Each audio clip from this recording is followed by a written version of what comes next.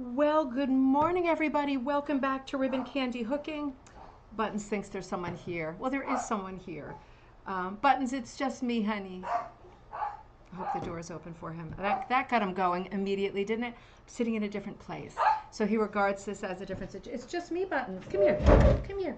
You gonna say hi to your buddies? Yeah, you can say. Oh, Jays, I thought someone was at the door, so I go bonkers. Oh, oh. So he gonna go. He gonna go. Oh, welcome back, everybody. I just got out of the shower. It is warm today. It is just humid, man. Not going to start. And it's been crazy. And I was very worried that I wouldn't have content for today because, as many of you know, we're trying to buy and sell at the same time. This has been an amazingly stressful, kind of stressful and heartbreaking week. The pendulum keeps swinging with the house that we want to buy and we thought that we were under contract for. It keeps kind of going back and forth as things change and so many moving parts. I just really can't. I can't. So yeah, I'm at the point where if this just whole thing falls through and implodes like a giant mushroom something, I think I'm just going to dig myself a grave, lay in there, and just rot. So we'll see what happens next. I'm trying to be upbeat, but I'm exhausted. 3 nights of hardly any sleep. So I thought I had no content for you. And then I thought, oh my God, Judy just came back from being in Scotland and in Scandinavia. I think she was in Iceland. And she was in a whole bunch of places on her vacation. And she's back and she's like, okay, Magpie time. And I was like, who kind of forgot about Magpie. So it occurred to me that I have a kind of secret project that I'm putting into Magpie that I have not started yet. And I thought, oh, I'm going to have to cancel the show so I can start working on that so I can get that content done and in because I have a couple of things to do for Magpie. And I just haven't started them. So this is all really tremendous stress, you know. So I thought, you know what, let me try to I need to make for a secret project that I'm not going to describe fully. I need to make some quite small little hooked rugs, right? I'm going to actually hook them. I'm going to make them quite small like that. And I haven't started. So I thought, you know what? Let's get together like rama lama lama diddle did did and let's you hook and work on your projects. Try to keep me from being that schizophrenic. And I'm going to try to put this together while we're together. And for those of you who are beginners or new or watching this video for the first time, this is going to be a great episode for you because I'm going to start the episode with a design.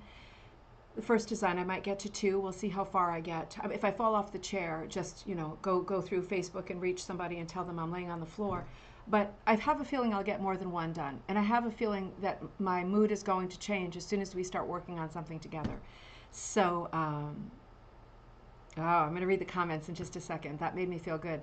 So I'm going to go start to finish with I'm making a design. I want to put it on my backing. What backing am I choosing? What materials am I using? And if I get to it, it'll even be let's finish it. Like let's sew the back of it and finish it. So let's see how far I get. This is what I'm doing today. So I can just sit here and rot, right? Working on a productive project that's positive and I can tick something off that list, right? So let me start by saying good morning, everybody. It is great to see you. These are very hard days over here for us, my family and me, but it is great to see you. So Linda B, good morning. It is a good day to create. Monday morning, let's get some stuff done. You know, I thought of this in the middle of the night. I'm back to the waking up at 3:14 thing, which is like, yeah, I thought we were done with that. And I thought, oh crap, what am I going to do for the show tomorrow? That was my first thought that woke me up like this. And then my second thought, while I was starting to doze again hours later, was, oh my God, I don't have anything ready for Magpie. So I think we can do a 2-for-1 special here. And that is what my intention is. April, I sent you some ideas this morning. I might even have more. Great to see you. And Catherine, great to see you. Hot and steamy. Oh, man. Doris, great to see you. Welcome back, everybody. Doris is in Springfield, Missouri. Buttons is so sweet. I know. He is such a good boy. Where did he go now? I'd like to know where he is. He's like the great white shark. It's like, where did he go? He'll be back, without a doubt. And Catherine, Missouri, where the black-eyed Susans are in full bloom. Oh, that sounds so pretty. That sounds so pretty. maybe we can, well, let me see. Let me see what I can work in today's episode. Judy, great to see you. You're going to hook along with you on your Magpie project. That is great. That is great because we need stuff. We still need features. I think there might be enough features, but if you have a feature, send it in because it's not a question of getting to 80 something pages. It's if there are more pages, Magpie will just be longer. We're not going to cut content that you spent time on. So this is not a juried magazine. Everything that we get from Magpie is always beautiful and worthwhile, from the very beginner stuff to the stuff, the people who have been doing it and writing for decades. All of it's beautiful stuff, and I think it's super important in any craft to show all kinds of styles, all kinds of techniques, all kinds of levels of experience or whatever. I think it's important to show everything because oftentimes the most sort of green beginner piece, right out of the gate piece, turns out to be the masterpiece of a lifetime, right? I mean, it really does. Why shouldn't it? Because this is a folk art craft, this is a thrift craft, and it's all about the energy and the feeling and the way your piece evolves, you know, as your hands are working on it. It's not, in my mind, as much at all to do with technically how much experience have you had and is it perfect. In my mind, it's never to do with those two things. So storytelling, it's partly to do with storytelling too, so we'll touch on that today. Mandy, great to see you. Oh yeah, stay cool and calm. I'm trying. It's like a pendulum. Every day we get a different piece of news. It's like, I didn't even think that was possible. That's an awful, alarming wind up. And then it's like, literally 2 hours later, it's like, okay, I think we're good. And it's this sort of extreme dichotomy, these pendulum swings that have somebody like me who is prone to being depressed and having like very unstable moods to begin with. For somebody like me, I go extreme every time. I go extreme happy, and I'm like, let's go get some steak, give me a drink. And then like 10 minutes later, I'm literally crawling up the stairs instead of walking and crawling into my bed with my shoes on to cry. So the back and forth is really sort of dangerous for somebody with my kind of mental capacities. And so I hope it ends soon. But certainly doing crafts helps a lot. That reminds me, before we get started, I just want to remind you a couple of things. Thank you for everybody who tuned in the other day for the Cahoon show. That is still available. It's recorded, but it was a super fun show. We looked at about maybe 65 slides that, you know, most of them have multiple images. And we talked through the art of both Martha and Ralph Cahoon. Very different artists, both known for being mermaid artists. It was a very nautical episode. I think it was a very easy and relatable sort of entry composition episode of Design Like, and it was certainly a lot of fun to do with a ton of storytelling that is just right for this time of year. So I hope that you caught that or that you will catch that. Another thing I wanted to tell you is just as a reminder that this is a weird one, right? This is an alert that I've never given before and I will never give again for those of you who are viewers and friends of mine.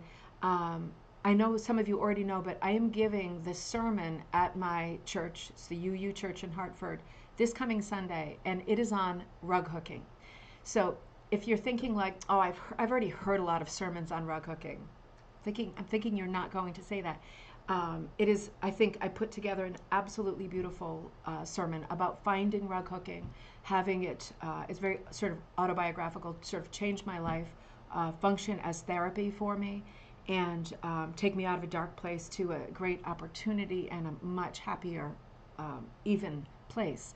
So I'll be doing the sermon. I'll be up there for the entire time. So for an hour plus, you'll see me up there doing the sermon. I'm reading a couple of poems that I found that are about handcrafts, weaving. One of them is specifically about rug hooking.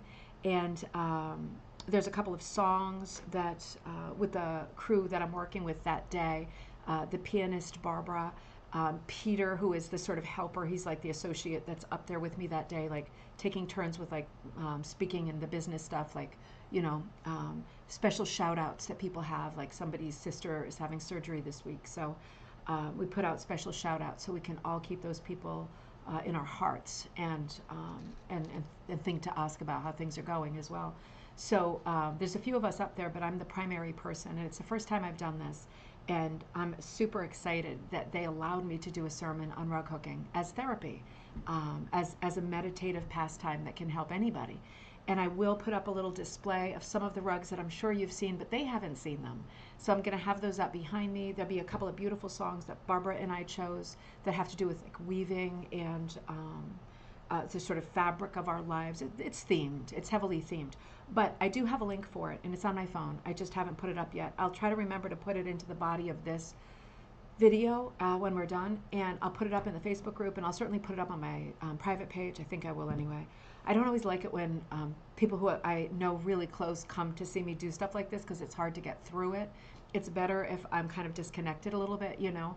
But anyway, I'll put up a link because it is possible to watch it afterward, but it's also possible to watch it live. And just like you are here, you can be in the chat room. And there will be other people chatting from the congregation or people who just watch or love the music at these kinds of, you know, at the UU church, it's very different music than like a Christian church or a different kind of a church. We do a little bit of everything. So, you know, there's a good mix of things in there for you, but heavy poetry and heavy rug hooking. So I'll put that link up for you. The service starts at 10:30 Eastern Standard Time. And yeah, I think it'll be, it's very well recorded. And in the live room, you're able to chat with other people. And, you know, I'm always there in person. So I don't know what people say in the chat room, but I'm guessing that it's stuff like, oh, I really like that song, or can anyone tell me who wrote that song, or whatever, you know. So people chat with each other there, and that's fun too. It's just like this. So I'll put that link up in case you're free on 10:30 on Sunday morning. And in the audience, you will see my friend Rebecca White Martin of Storyteller Wool. You'll see me recording videos with her over the weekend for Tigger, and hopefully Saturday night, one of just she and I, because we're going to be together for a few days. We need to go to Newport to finalize the Tigger stuff. Let me hold on that. Let me make a list of things that I need to talk to you about while I'm hooking. So let's make a list. Let's do that first. Oh, these look like the kids have been into my notebook, and I don't, yep, they definitely have. Joss, I think Joss has been into my little sketchbook. So I'm not going to draw over their drawings. Let me make a list here. So in a minute, let's talk about Tigger, and I'll update you on that. Let's talk about, maybe come back to Magpie. And I have to remind myself to post the link if you want to watch that sermon. Share the link to that sermon, right? I'm sure I will do other sermons in the future, but probably this will be the only one that's specifically on rug hooking. So it's kind of for us too, you know. So I'll think of some other things. I knew there were some other things I wanted to talk to you about, but my mind just went scrambled again because I started thinking, oh, I wonder if the bank's going to call soon. All right, so what I want to do is I want to create some small quilts that are this big. So I'm going to bring, oh, let me finish saying hello. I'm going to bring you to my hands for much of this episode, handsy pansies. Okay, let me catch up here. And Sue's, great to see you in Kansas. Welcome back, Melissa, my friend. Welcome back. Good morning. Cool morning under a cozy pink blanket. Ooh, it is cool, with a knitting project and a hooking project. Perfect. Barbara, great to see you. Your Magpie Secret Project is arriving today. Hope that you love it. I told Judy about that, so she knows that's coming. Sorry about buttons. I think Pedro the mailman must be outside. He is right on the button. You can set your clock by Pedro the mailman. Such a sweet guy. Karen, great to see you. Thanks for being there last night. You always contribute so much to those classes. Good morning from cool Black Forest. I don't know why I'm having a problem with burping. I haven't eaten or had anything but coffee. Eating my first fresh peach from the farmer's market. Oh, how fun. That sounds really nice. Jane, great to see you. Oh, God, we have to catch up. It has been forever. I bet things are so busy there with your family. I can't wait to catch up. A bit cooler over there, a bit of a breeze in the UK. Jane is in Wales, and that sounds amazing right now. Suze, the sermon will be recorded, so it will always be at the, I think it'll always be at the, no, you know, I think it's at the link for the live chat, and then it's on the Facebook page or the congregation page, so I'll post that information too. I'm not sure. I'll have to ask Carolina, who's my good buddy, and she's the office admin. I'll ask her if it's the same link, but I have a feeling it's not, because for me it's not with this live stream. So I'll let you know, but it will be recorded for sure. And it'll be up there, but it's not up there forever because of storage and hosting. You know, they have fairly small budget with like social media stuff. So from what I understand, the recorded stuff is only there for a short time. So it's good after it's recorded to look at it sooner rather than later. It's possible to download it or whatever if you love it. You love the songs, you love the poems and all of that. Yeah, it should be really, really good. I'm super excited because it's like I've been able to sort of, I don't want to say micromanage because it makes me sound like a maniac. Here, I'll tell you more about that too. Let's see. And hello, Vilma. Vima, how's it going? I always say Vilma. I'm so sorry. Vima Crochet. How's it going? It's great to see you. I bet you're working on a project. It is okay. It is getting better. It is getting better all the time. I have to admit, it's getting better. Do you see what I did there? Looking forward to the UU link. Yep, I'll make sure it's out there in time. Catherine, great to see you. So happy that you're there. April, good morning. You're headed out for your walk. I love it. I love it when you take me on your walk. Courtney, great to see you. Welcome back. It's great to see you too. Happy to see everybody. Let me get started. I'm going to keep an eye on the thread and let's figure this out together. I'm starting from the beginning. So it's a good place to start, right? I feel like that's a song too, but I can't quite attach to that. So I'm going to bring you down here for a second and show you, this is how far I've gotten. Right? Let me get the wires out of this. This is how far I've gotten. All I know for sure is that the piece that I want to do is this wide. So I better first figure out how wide that is. Let me get this guy out. That is, ooh, that's a tough one. Do you do this too? Mark up your ruler like this, like an idiot that is like never going to use it again for anything else. I'm going to do this and make a little template. Let's see, something like there and here. So if that's the case, I can see that this piece of paper is lined. Let's do some designs. I can see it's, oh, you know what? It's lined and my little thing happened to fall right at that line. So I'm going to fold it and I'm dealing with, at this point, a square. So I've got a square. Look at me go. Cooking with steam, right? So let's get a few squares ready. Now, the only thing that's bothering me already is that I don't like it when I can't draw an edge around something. You know, that's something in my head that is powerful. But in this case, I can't. So I'm going to have to try to get to peace with that. For some reason, my brain doesn't really see it unless there's a line around it, because it's like my crazy scattered thoughts are flying out the edges without that line holding them in. But that is my own psychiatric nonsense, I guess. And I'm going to have to just make it work. Alternately, I could, since I have some extra papers, these are my good squares. Let's get a few ready. I'm just going to, because I don't think I can handle it, honestly. I'm just going to do this. I don't want to draw on the table because people are coming to see the house later. They'll be like, oh, look at those table draws. That's another reason to not buy this house. You know, it's so strange to me how many people, well, and I know you know this story, and I know that I've ranted before on this subject. I think there's a little too much HGTV watching happening in this world. It just doesn't happen in other places. The HGTV equivalents, like when I lived in Europe, they so celebrate like old houses, you know, pretty old architecture, whimsical, whimsical old-fashioned stuff. Here, it's like, you know, it's like, where the hell are my Jack and Jill sinks? Where am I going to put my king bed? I mean, it's just, I had no idea it was going to, you know, the house has only been on, you know, the market for a week, but 9 days, I think. But I thought it would immediately sell because it's a great neighborhood. But apparently people are having a hard time coming in and seeing, you know, there's a lot of art on the walls. There's quilts, there's rugs. It's colorful. I've painted the walls. I don't feel like it's overcrowded anymore because we've dealt with that. But it's just so strange to me that people come in. It's a 1920 house, and the one thing that they want to know is whether they can knock all the walls down, you know. And it's like, I don't, you know, I guess I don't care if they do or they don't. But at the end of the day, it's like, I'm sorry, I just don't know where we got to this place in our brains where everything has to be new. And since when is it like a given that you're going to update your bathroom and your kitchen cabinets every few years? Like, I mean, I don't know. There just must be some incredible princess action out there. And maybe it's guys too who are like, you know, only the best from, I don't know. But I like old stuff. I like the romance of old stuff. I like it when things look vintage or antique and they look like they've got a story. I don't mean run down and dirty. I just mean old, like have character. And yeah, we're having a hard time finding people who feel that way too. So we'll see what happens. I think we feel that way because we're doing a craft that is all about that. I've got my quilt square. You know what I better do next? And if you're working with me and I'm working fast, remember you can watch this later.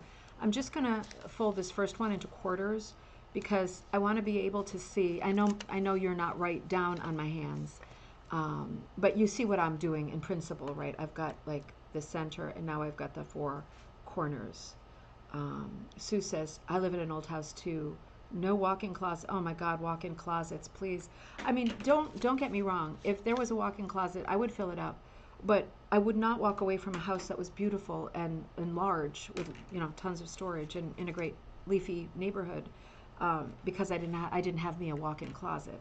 But hey, maybe I'm weird like that. I have low standards, I guess. I think living in Europe for so long, I mean, we lived our place in Amsterdam. Hey, Kirsten, like tall people couldn't sit on the toilet and close the bathroom door because it was that tight. And the bathroom, the toilet was in a different room than the shower, which was the same thing. Two people could not be in that room and brush their teeth at the same time. And it was a beautiful 1930s apartment in the center of Amsterdam. And ours was bigger than most. So I guess I just have a different sort of standard. I'm going to Google traditional quilt blocks. Let's see what we've got. I want to draw one that we're talking about personalizing stuff. I want to draw one that has some special meaning for me and is also simple enough to do in this tiny size, right? So there's going to have to be a twofold purpose here. So I'm specifically looking for sites that have, yeah, here we go, the names of the quilts. So let's visit this one together. I'm on one called blockcrazy.com. I'm on this right now, and I'm going to be looking at some of these patterns and seeing what I might do. So I'm looking at the names first. Bear's paw, birds in the air. I've already done two things that are that pattern. I see bow tie. I see broken dishes. Broken dishes looks good. Broken dishes looks like this. That's not bad. That's not bad because it doesn't have a lot of changes. Let's start with broken dishes. So good thing I drew, good thing I folded, right? Because broken dishes is this.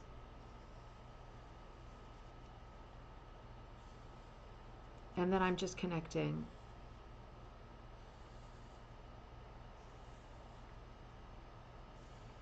And that's it. So it looks like a simple pattern, but you can see it's possible to alternate. So this example has 1, 2, 3, 4, 5, 6 colors. So that's kind of fun. 6 colors is good. These are small spaces because I'm using leftover noodles and things. So, okay, so I'm going to put BD for broken dishes. We'll hold on this one and let's see if something else jumps into mind. Oh, you closed your little, okay, let's see.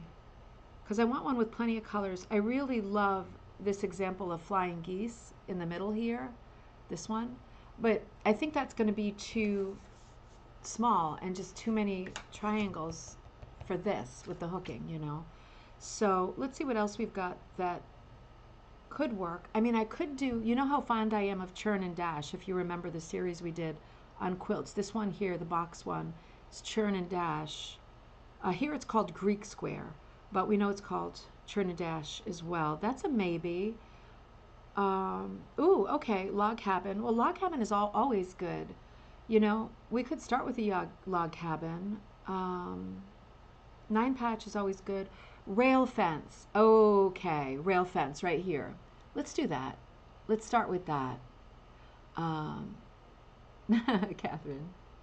Kirsten, I am making a tiny quilt for a secret Magpie project, and I'm going to make it this size. And I'm hoping to make more than one. We'll see how it goes.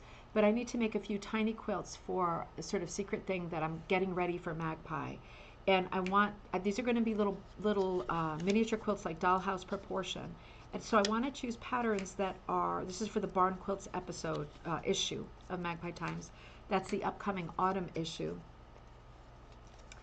I want to make ones that are small enough that I can do without too much trouble, and have the opportunity for several colors. So as I'm looking at this here, and I know you can't see everything that I'm doing, but I'm looking at this one here, and it has 4 rows. I'm going to stick with that. And I'm going to I might do 5 actually. I'll draw it differently when I get it on the thing, but it goes like this. Right, something like this. And I'm going to do it with my strip. So however many rows I get in, that's what we get. That's what we get. We don't get upset. This is rail fence. So, and since I cut one more piece of paper, let's just choose one more. The thing is, I'm not seeing any other. Well, churn and dash. Let's do churn and dash. Should we? Yeah, let's do it. Let's do churn and dash. So same thing. I think it's helpful with any pattern that you're doing. Oh, I have a 4th. All right. Maybe I'll do a 4th. I think it's helpful with any pattern to kind of fold it in half so you know what you got to get you started. So this one looks like, let's see, working with this square here.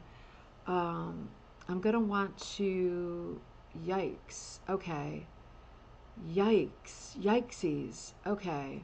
So I'm going to do a little more folding, something like that, and I mean, of course I could measure it, but I am going to be rug hooking this, and I'm not expecting it to be perfect. Still a hooked rug, right? This isn't actually a quilt.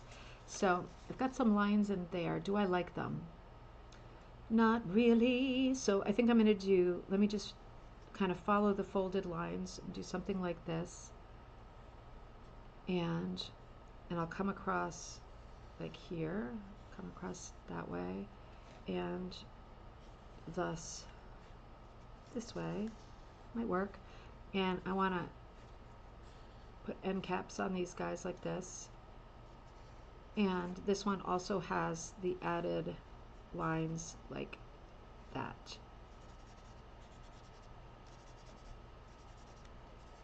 You know, that could work. And then we can decide whether I want to do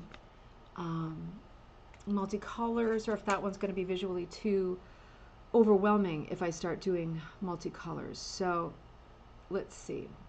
I'm going to do one more. So I have ones to choose from. And that was the end of that particular page. It might be that that site has more, but the others I just feel were a bit too ambitious for such a small piece. I really want to keep in, you know, bear in mind that this is a tiny thing, and I'm not trying to give myself more stress. I'm trying to do a quick little project that does have pops of color and is fun to do. Some of the ones that I'm seeing, they have color, but not a ton of color or too much color. Some of them are just far too busy. Some of them are not busy enough. Cross within a cross could be busy. I don't want to pick one that has a lot of fine filigree, very acute angles. Cut glass dish, too many triangles. Baton Rouge, too weird. Devil's Puzzle, don't like the name. Flagstones, too busy. Okay, here we go. Magic Circle.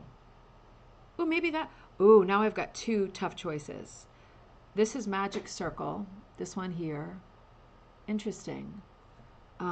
But now I also like, ooh, I like this. You see this one, Rosebud? It's like a pinwheel, but with little, it's got a very close coloring. I'm going to do Rosebud.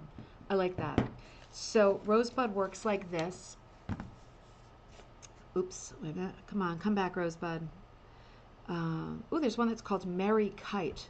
See, it matters a lot that the name appeals to you, because if you're choosing things based on their name primarily, it's going to tell a little bit of a story about yourself too, right? So like there's one called Dutchman's Puzzle. I'm not going to do it because it's too complicated, but being a person who's born in the Netherlands, married a Dutch person, and has 2 children born in the Netherlands, obviously that would be a good one for me. It's just it's not a good one for this project. So I've got my pinwheel drawn. I've got the little extras here. And what is it doing next? Oh, I did it in reverse. All right, well, that's all right. Then it works like this. Okay, yep. I did it in reverse, but who cares, right? I got bigger problems right now. This is going to work just fine. Is it going to work fine? You know, it's not going to exactly work fine. I did it in reverse. I'm going to keep it. I might fix it on the main one. But you see with this one, how if you start with the pink parts, if you put the pinwheel in the wrong direction, you see how at the end of the little pink filigree parts, it's a series of the small triangles. Because I did it in reverse, I'm getting a big triangle. Do you see what I mean? Oh well, who cares, right? Being flexible is a big part of life right now. So let me see if I can figure out how to fix that when we get to the finished one. So I'm going to do one of these designs, and the design segment of the show is over. Boom, just like that. Yeah, you were right, Kirsten. I don't have the proportions right on that at all, but these are going to work. And if they have a bit of a sketchbook quality to them, even better, you know, even seriously, even better. So I've got my, I forgot what they were called. This one was called Rosebud. Rosebud. This is Churn and Dash. This is, forgot what that one was already. What, BD. What the heck was that? And Rail Fence. I already forgot the names of them. What was BD? Wow, I'm a special person, huh? Broken Dishes. Okay. Broken Dishes. There we go. So, I mean, I'll probably make all four of them at the end of the day. Let's start with, I think the Rail Fence is going to be the easiest and quickest one to do on backing and to hook up. So let's see how this goes. And if you're just joining us, these little squares that I'm making are going to be, oops, wrong side, sorry. They're going to be about 3¼ inches squared, I hope, more or less. It's not essential to me that they are absolutely spot on, because when you see this coming issue of Magpie and you see what I'm doing with them, you're going to say, aha, isn't that clever? I hope that's what you're going to say. So I'm going to start with this one, Rail Fence, and we'll see if we can get to the others, because I will do all three. And now my next question is, I'm going to come back to here. My next question is, what backing do I want to use? And this is what I need to consider, right? So let's be smart about this. Let's not do a Diana. Let's be really smart about this. So if you're a beginner, the rug hooking backings we have to choose from are a burlap, which I use all the time. I use burlap all the time. It's very inexpensive, right? Money is always a thing with me. It's very inexpensive. I don't put my rugs on the floor typically, and I don't plan on it getting wet. I like using it. I find it easy. I usually hook with larger cuts, so burlap is great. It's the loosest of the backings. You can do quite large cuts with it.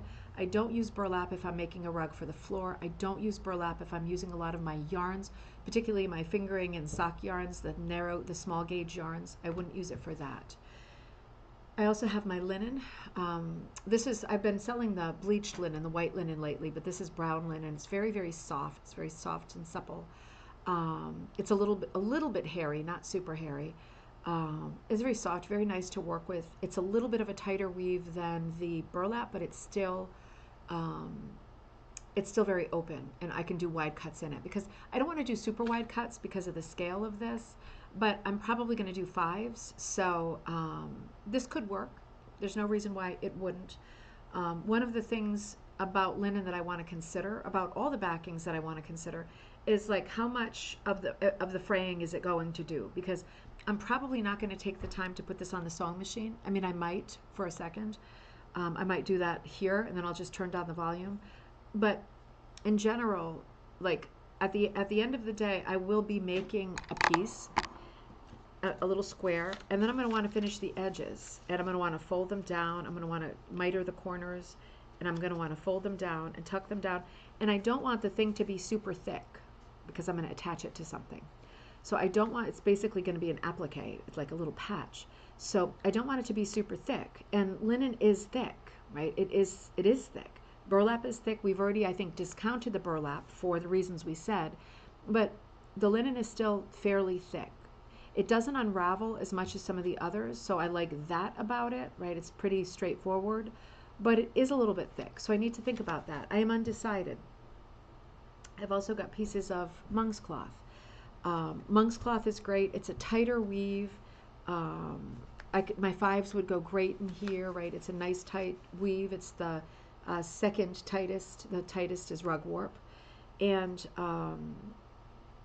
I guess the only thing, I'm not a big fan of monk's cloth, I have to say, because there's so many threads in it, which make it great, right? And for some people. But for me, every single strand is in the woven is made up of multiple threads, and every single one of those threads wants to doodle itself, and that drives me nuts with monk's cloth. The doodle factor for me with monk's cloth is crazy. When you cut it, it's just so much threadiness, and it drives me a little bit nuts. I don't have a great threshold, right? So that's what I don't like about monk's cloth, but what I do like about monk's cloth is it is the thinnest of the backings. And while I'm finishing my piece, that's a big consideration. It is, yeah, it's quite a bit thinner than, I'm feeling the linen too. It's quite a bit thinner. My fourth backing is rugwarp. And I like rugwarp a lot as well. It's very tight backing, so I'd be able to put some really thin strips in if I wanted to. Again, I'm sticking with fives. This is one that does unravel, quite heartily. And joyfully, and it drives me nuts. But rugwarp is made up of single strands, whereas monk's cloth, in my mind, is way more thready. So this is easier for me to deal with. You just rip one off and it's done. You're done with it. Monk's cloth is more thready, but this is really thick. Like, this is thicker than linen. So while I like to work with monk's cloths when I'm doing 5 cuts and below, it's my favorite one to work with in those situations, or yarn. I think that the rugwarp, and this is 100% cotton rugwarp. There's also, of course, poly rugwarp and everything in between, right? Like mixes. I can't put away my monk's cloth yet because I'm still really. It's compelling how thin it is, because sewing the back of it is going to be a huge part of this project. And I can get rid of my burlap. It's too thick and it's too much of a mess to fold over, right? I'm not going to be able to get a nice thin square, finished square. So these are the two that are the thinnest for sure. And when I feel them together and think, are they kind of close? Because you can probably tell I'm leaning toward the linen. But I think I have to pass on the linen because this is noticeably thinner. I think I'm going to have to go with the monk's cloth. So let's go with the monk's cloth. I'm going to make a commitment to this. If I make one and it turns into a pig's breakfast, then we know. Now, because of the way, I'm going to bring you up a little bit here. Because of the way my, sorry, I feel like you're crooked on the table, but I'm sitting at an angle. Sit a little bit straighter. I've got so many pieces for myself that I save. See, this is what I'm talking about with monk's cloth, right? It's like I'm making a cat's cradle over here, right? Jesus. But, with my monk's cloth, I keep scraps like this that are really irregular because I can't throw stuff out. That's a big problem with me. The one thing I want to be sure of when I choose my piece before I cut it is it going to fit on my smallest frame? If you're good with doing stuff in hoops, great. I'm going to work on a frame because we're doing a show. And this is going to, can you see it, just fit on my frame. It's weird that I can't get you higher here. It's going to just fit on my frame, right? So I think I'm going to go for that. And let me come back to you for a minute while I figure this out. So yeah, let's do that. Now, here's the next thought. Here comes a thought. So it's going to fit on the frame. Let me do this one more time. I want to put it, this is my smallest frame. It's 10 by 10. My friend Naomi sells this frame. She is Ravensgate Primitives. I know sometimes when I use this frame, you ask me where I got it from. I forget where I got it from years ago, but it's now being sold in several places, and Naomi is one of them. And she's very fast, and she's got a very good price on it. So I don't want to use extra material, so I'm just gonna, as I'm here on the side of my frame, I'm just gonna make sure it's good enough, and I'm gonna pull out a thread so I can cut. It's so dang thready, having trouble pulling out a thread. That's the thing about monk's cloth for me. And I know a lot of people love monk's cloth, and punchers love monk's cloth. I'm just less of a lover of it. I don't know why. who knows why we love the things that we love, right? Including people. Who knows? So I'm going to get it off this frame so it's easier to cut. And then we're going to have a different conversation. It's going to be another practical conversation. I'm just going to grab my big scissors are in here, I think. Yep, here they are. Well, these are actually the kitchen scissors, but let's see if it works. No, kitchen scissors. Fantastic. Okay, so let's see if I have another pair of scissors. It's like my hand is reaching into the Mary Poppins bag over here. No, of course not. So I'm going to get my scissors. Hang on. Here we go. Well, these say fabric, but I can't trust that these days because the kids touch my stuff. There we go. They cut. Good enough. Right, I'm not making a bridal gown. All right, so I'm going to get rid of this because all this heaviness is driving me nuts and all these strings hanging off are driving me nuts. So, and normally I would sew the edges of this piece, but I'm not going to do that right now. That's a right now stressing the maybe later element. So what I know about this piece of fabric is that it's going to fit on my frame. That's all I know about it so far. Now, if you're thinking, why doesn't she, because it's a small piece of fabric, why waste space, why doesn't she put them together? It's because I'm going to use them separately, and I can't put them together because I still need seam allowance, right? So I can't put them together. And it's not even worth like sort of off putting it to the side to save space because now this space is just too small. I am wondering if I can get 2 of them on, or wondering if I can get 4 of them on. Huh. April says, Deanna, will that trick of pulling the thread out work with any backings? Yes, it'll work with any backings. Any woven, it will work with. I do it with all 4 of my backings, burlap, linen, rugwarp, and monk's cloth. And that's how I get perfect yards when people buy yardage. You have to do that to get that perfect yard. Otherwise, you're going to look up and cut crooked and end up with a disaster. You know, I'm considering putting them on the same frame, just, you know, to save monk's cloth. But I am wondering if I'll have enough room for seam allowance if I go that route. Let's see if we can make a good sort of determination here. I'll come back up here. So I can feel where I have to hook, right? I can feel how far I've got over. So if, for example, I don't want to hook right in the corner. Could shift it a little bit on the frame though. Wonder if I did something like this. You know, I think I might actually. I didn't think I would, but I think I might. I want to be sure I have enough seam allowance, right? If I put them up like that and then the seam allowance is like, you know, here, right to the edges, I think that's going to be enough seam allowance because these are really small pieces. Let's do it. Let's do it. So you know what I really have to do now? I'm going to take you with me, but what I really have to do is sew. So come with me over here. We've got some jazz set up. Let me just make some room over here. And I'm going to take you with me if I can. I don't want to pull the cord out of the thing. Might pull the cord out of the thing. No, I'm not. I'm good. Am I good? Hang on. Let's see. Oh, I see. It's wrapped up in something else. I'm going to come over here with you.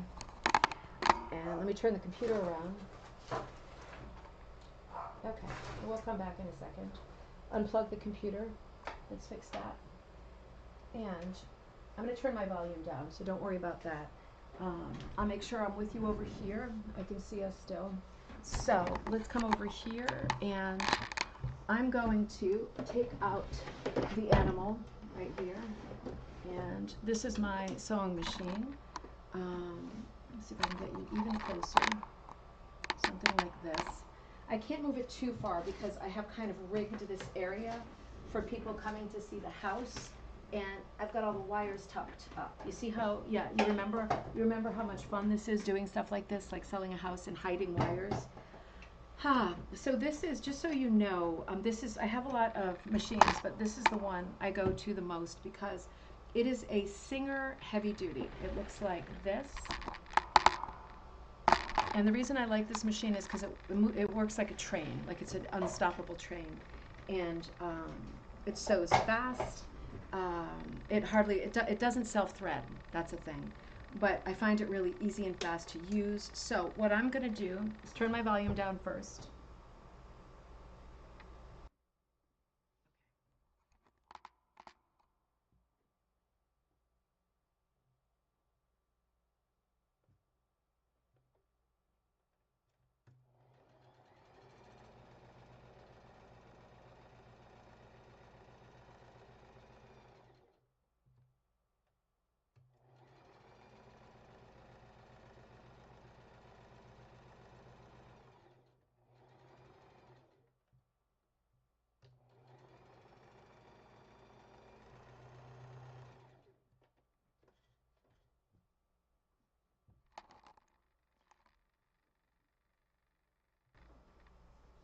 As luck has it, my bobbin thread just ran out. You know it. Don't you know it? Don't you know it? Okay, so I'm gonna thread the bobbin. I only have one side left. That's all right. It is what it is. It's Murphy's Law. Thank you, Murphy. I have a lot of fun fencing with Murphy. So let me just fill up the bobbin a little bit.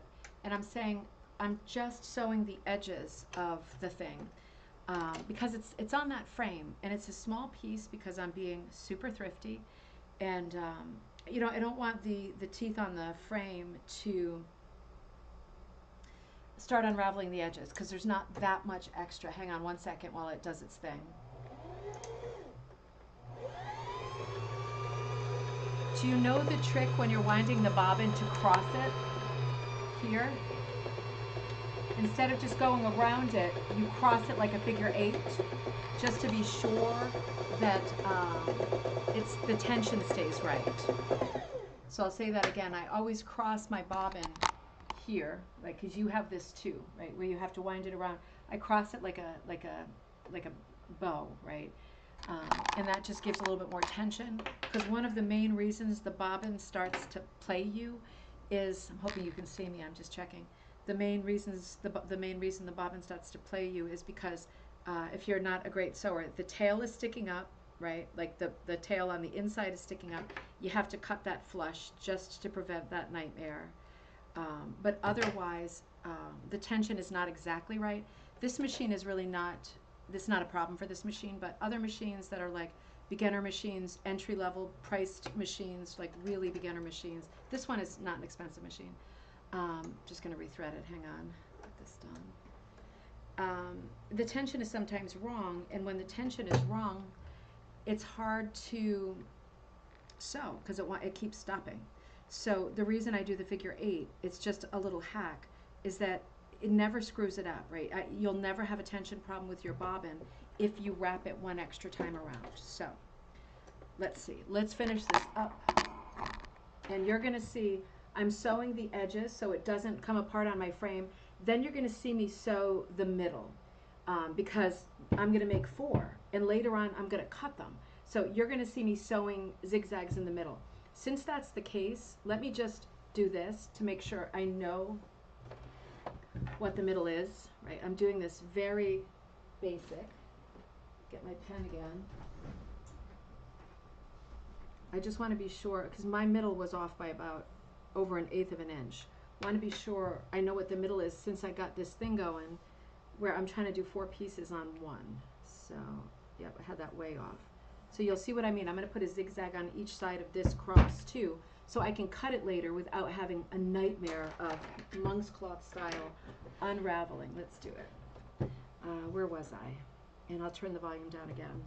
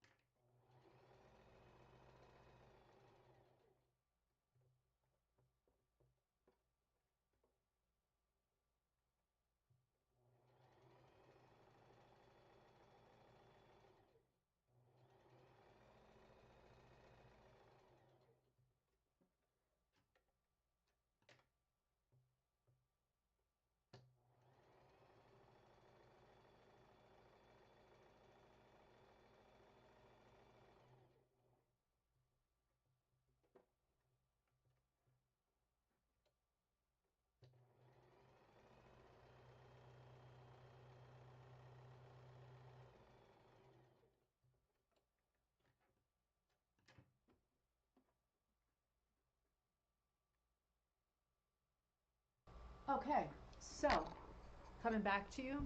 Let me bring you back over here. And let's get set up over here. I wasn't planning to do any sewing together, but we did. So good to get stuff done, right? Good to get it all set. And yeah, my armpits are really bad today. Super gross. I need to do some arm exercises. So let's just review what I did. In case you're thinking, wait a minute, she sewed some extra lines. I'm really crazy about monk's cloth because it does have potential to fray easily. It's what it's doing. Let me bring you back here. It just wants to poop everywhere, right? It's just, there's threads. These are the sewing threads, but you can see it just wants to come apart. It's what it does. It's the very nature of what it does. So I'm going to try to get it as tidy as I can because these threads, just looking at them creates chaos in my brain, and then I'm in a different place. So what I did was, I'm sorry the light's not better. It's super humid, but it's not super light here. Let me put the overhead light on, just in case. I don't know if that did anything, but so I've got like 4 quadrants here, and what I did was, you can see I sewed kind of a two rows, and the reason I sewed 2 rows, as a cross was because later I'm going to cut right in between, and I want that the sides of each one to be zigzagged so that the chance of them unraveling while my hands are trying to fold them and sew them under is at a minimum, right? So that makes sense. So that's why I've got that going. Now, the next thing I need to do, man, I hope I can do this, is get these onto the backing. So, and I know I don't want them too far in the corner because my frame, but I need them to be, I need it to be possible to turn them under. So I'm probably going to position them with a little bit of seam allowance closer to, the inside, because my frame is on the outside, right? My working frame. So I'm going to make the little squares, and I'm using the grain of the monk's cloth to guide me so that these are perfectly square little squares. Right, one sort of perfectly square little square. And I'm going to do the same thing with all. And they're a little bit bigger, so I'm kind of shifting them. They're a little bit bigger than the paper. So, and I'm going to bear that in mind while I am hooking them as well. They can be a hair bigger or smaller. The exact size doesn't matter. What is she working on? That the size doesn't matter, and that's a you'll see. It's an original project I'm doing for Magpie, and I'm excited. And I'm just going to say it. What are you working on for Magpie? And did you send me or Judy any of your gallery stuff? Because she's saying so far she doesn't have much gallery stuff at all. Doesn't have to be quilt related or quilted or of a quilt. Can just be autumn. Autumn and Halloween are coming. If you've got pieces that you did for like the Haunted Rug book or the Mystic Carpet book or other brands, Halloween patterns, doesn't have to be ribbon candy hooking stuff. It can be anything. Make sure you're sending that to us because we need a big fat gallery section to see what you've been working on. So we're going to start with rail fence. So I'm just going to draw it straight onto the backing. You know what? Let me use the ruler. I'm not much of a ruler user, but let's just do it. Let's see. Try to figure out where my half is. Something like that. And just figuring out what the halfway point is. Something like that. Oh, that was stupid. I just made 2 dots and they weren't even the same.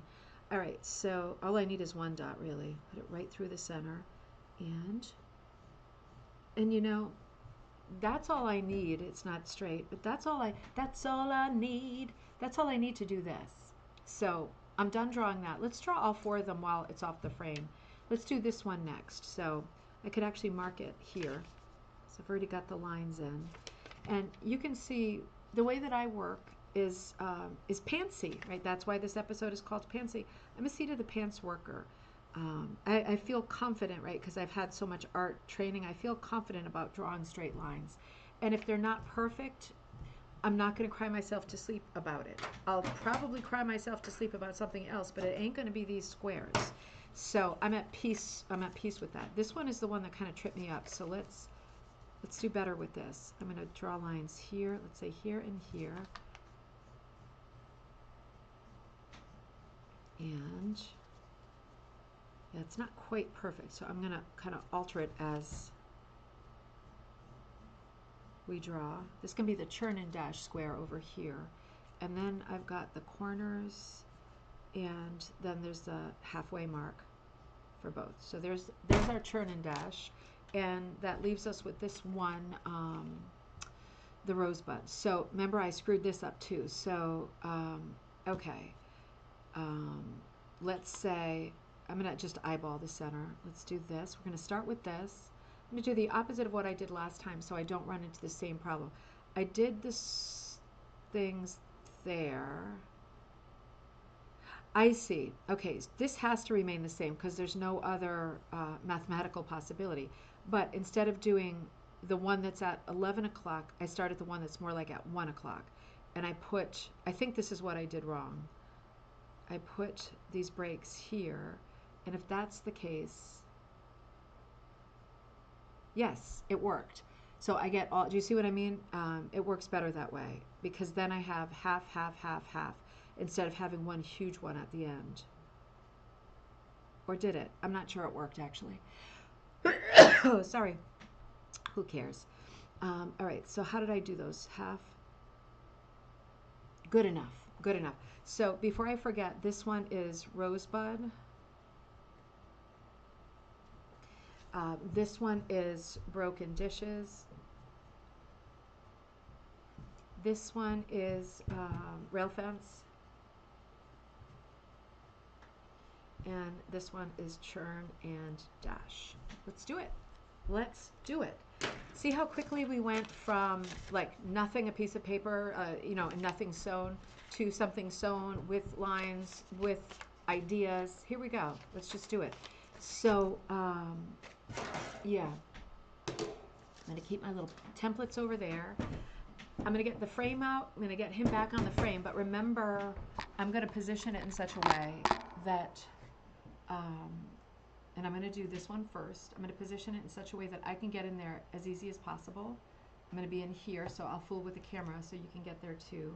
And I know you're probably hooking along with me. Maybe you're doing this project along with me.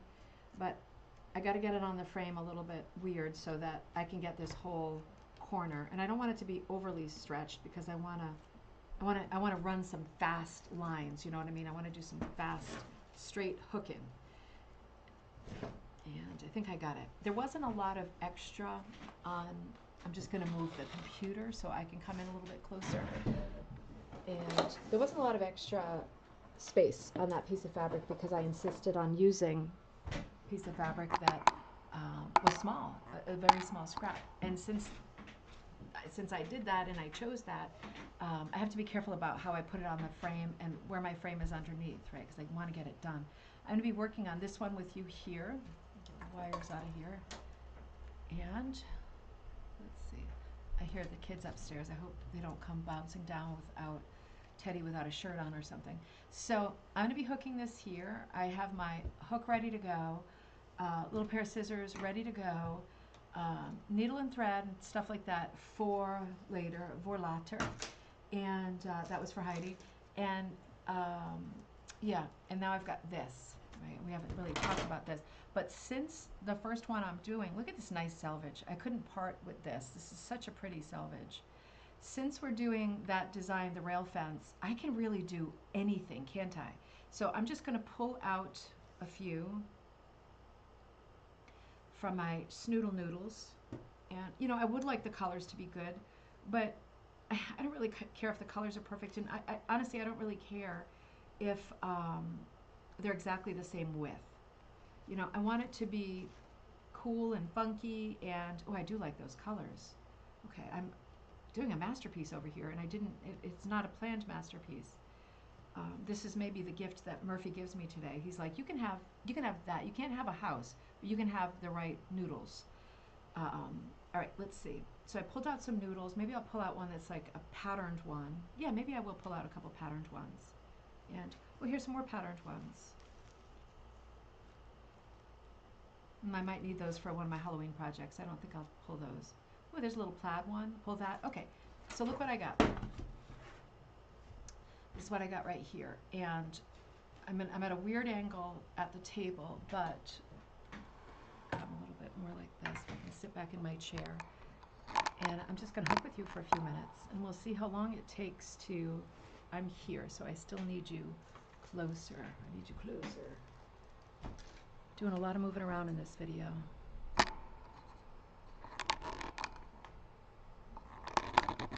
There we go. I'm right here. Sorry, the light is across the table. I might put a little piece of, let me see, it's very, very close to the edge. I think I'm going to put a little, let's see, put fabric there because it's going to hurt my hand.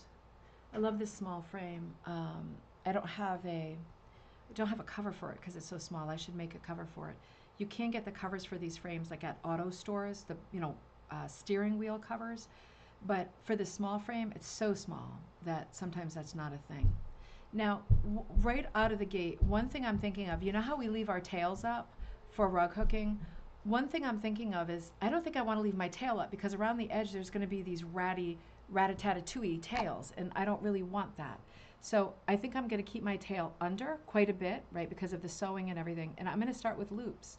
And I'm just going to run a straight line. I don't like this hook. I do like it for some stuff, but not for monk's cloth. I might have to change. We'll see.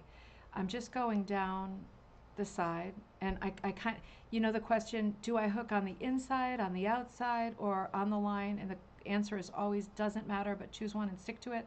It's the same thing right now. It's just I'm going on the inside because I outlined I expect it to be a little bit on the too big side. So there's my first one, and I'm going to cut it underneath, and I am going to leave a little bit of a tail, and I'll worry about that later because yeah, I don't want the tails to show when I turn this into a little applique piece. So let's go for numero 2, numero duo. I don't even know what the number for tre is Dutch. That doesn't really help us. Let's see if I might be too close, and I think I'm too close. Because it's a small piece, I can't really afford to be a fool, you know. It's almost like the shreddiness of monk's cloth. It's almost like it wants me to be, no, I have to be there. And I'm going to make more of a tail, feeling it with my fingers, and I need a little bit more of a tail. This piece is a little bit wider, so I can see that, trying not to leave any holidays, but I also don't want any packing because I don't want a little piece like this to not be perfect. Should be able to do something this small without screwing it up, right? So coming down the side, she's coming down the mountain here. As soon as I get my head in it, we'll start talking about interesting stuff again. I just want to get a feel for if, in terms of rows, it's going to work out well. And you know, while I'm doing my color planning, I'm thinking like, do I want something with high contrast? You know, these kinds of questions. This is a nice piece. It kind of flares out on the side. So I'm going to try this piece, but it might be that it gives me trouble in the next. I'm going to stay exactly in the same spot too, because the edge will be folded for this, and it will be obvious if the lines aren't straight. The border will be important. You know, the smaller the piece is, the more fiddly it is, right? And that is a fact. So when we think about stuff like, you see how it's getting thinner there, that might be a problem later. Let's see if I can find, I might use my patterned piece next. Let's see if I can find a piece that is floppy and is thin and likely to mush into it. You know what I mean? And this one worked out differently because I'm going to have to cut this to end at the same spot. It's a thicker piece. Let's go for this one next because it's thinner and I can get it a lot closer without serious consequences. Sometimes in this craft, you know, as beginners, oh, those are too close together. See, I went into the thready area there, and I don't want to do that. I want to be really even. Oh, I see. Yeah, my line wasn't quite even. That was it. We sometimes think that for a beginner, the smallest possible piece is better. It really depends on if you plan on finishing the piece. It is, in my mind, harder to finish small pieces. When we're talking about a dollhouse scale, it's it's quite fiddly, right? It's fast. The good news is it's fast. You're only in pain for moments, but the bad news is it's fiddly, and you're folding stuff down or clipping stuff at the same time, and stuff is popping back up, and you're saying all kinds of colorful stuff, and it's tough. It's just a little bit more difficult. This one also landed in a different place, and it's probably because of my crooked line. I think we're doing okay. It might be that we run into trouble because of that piece being a little bit uneven, but I'm not worried about it yet. I might worry about it later. I'll put a big thick piece in here. And let me make sure I'm at the same starting point. I think I'm too close. I am too close. So while I'm not normally really careful with stuff like this, I need to be careful here because it's tiny. And I need to leave actually a bigger tail than I did because I want the tails to lay flat under. So I need a pretty good sized tail underneath. And I'm normally not counseling you as to like how long your tail should be because I'm normally telling you your tail should be on top. But we know why I'm doing it this way this time. And let's see if I run into trouble here because of the gap. There is a gap. Shoot. So let me see if I can get closer.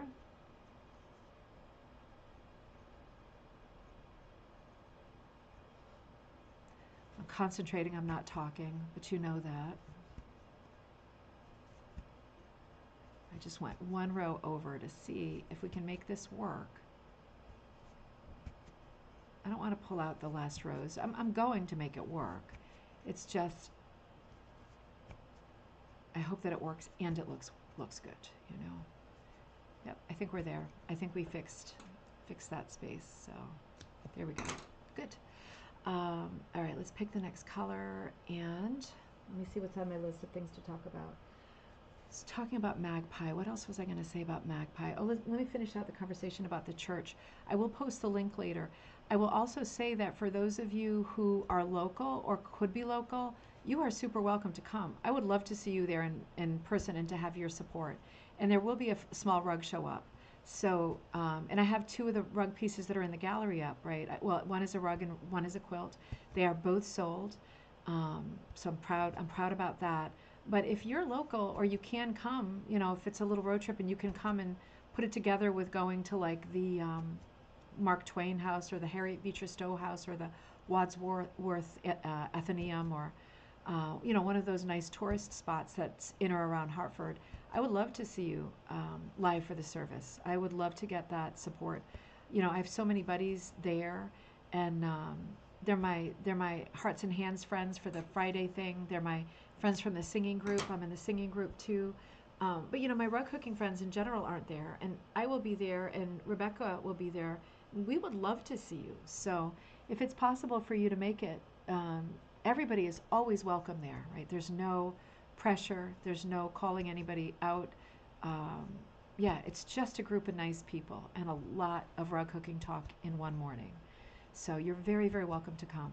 And if you want more details, just let me know. It's called USH, the Unitarian Society of Hartford. It is at 50 Bloomfield Ave in Hartford, and it is not the city part of Hartford. It is like the pretty part. So you can get off the highway, and depending on what way you come, it's not a really tricky, it's not a city ride.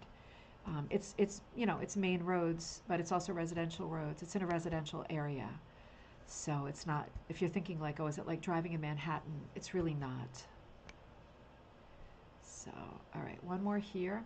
You notice that one threaded up on me a little bit, so yeah, it's bound to happen, and I can fix all that later. I'm gonna have to decide visually, gotta fix it now. It's gonna drive me crazy. I have to decide visually if I can fit one or two more right there. And, you know, I'm trying not to be too particular about the colors, but I kind of am. I'm gonna try this one. This is another one that has a history of, oh no, I left my tail up. Oh shoot, I left my tail up. Oh no. Okay, that's a problem because that tail's not gonna make a nice border. It's already a problem. I'm gonna pull it out a few, and I'm gonna pull it out a few. I'm gonna give it a good tail underneath. I probably just wasted that little piece, and I have to redo that. That I have to redo because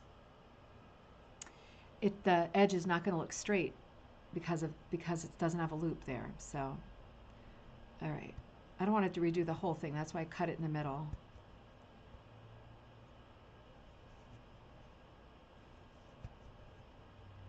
There we go. We're going to have two tails next to each other, and there are two tails, just like the Sonic character. There we go. And I'll fix this threadiness later. So, all right, problem solved. If everything was that easy to solve, man, oh, I'd be in a different mood. All right, and maybe, I think this probably will be the last. Let's see. Hope my edge is nice and can kind of feel with my, yeah, it does feel nice and straight. Kind of dig in with your hook, and it falls into the rut, right, like a little gully, and you can feel whether your line is straight there. I can feel it with my hook, right? It stays right in place. So I feel confident about that line. I feel confident because it's one of the four sides, and I want to feel confident about that. So getting some purple in here. It's weird that it's a pretty nice day out. It's a little bit gray, and I'm in the house, and there's all these windows all over the place, and we're not getting good natural light. So I'm sorry about that, but you'll see the finished one later. The colors are, I think, really good colors, really cheerful colors. I don't mind there being, oops, wait a minute. No, one more. I don't mind there being cut tails on the inside because those are going to be hidden by the row that's going to come going this way. Right, so they're going to be butted right up against there, so I don't care about those tails. These tails I do care about. I want it to look nice and flush like that. This might be, it's hard to say. Let me see if I have one more skinny one. It's hard to say if that's the right. Could do one more purple. See what else I've got in my basket for skinnies. This one's skinny. Let's do this one.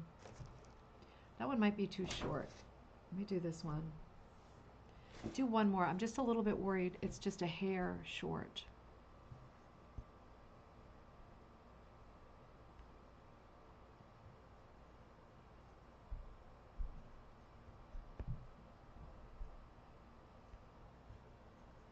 Concentrating. The silence of concentration. Make sure that's still.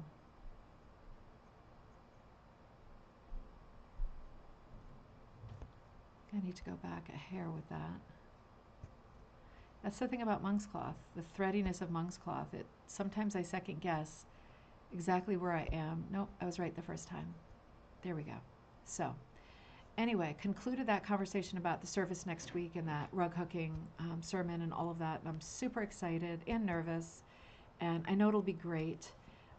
My biggest worry is that I'm going to choke myself up, and I don't want to do that. I want to do a nice sort of professional, I don't want to break people's concentration by losing it myself. So I'm hoping that that works, but we'll see how it goes. It's hard to know in the moment how things are going to work, you know. In any case, it's going to be great. It's going to be fun, and I hope that you're part of it.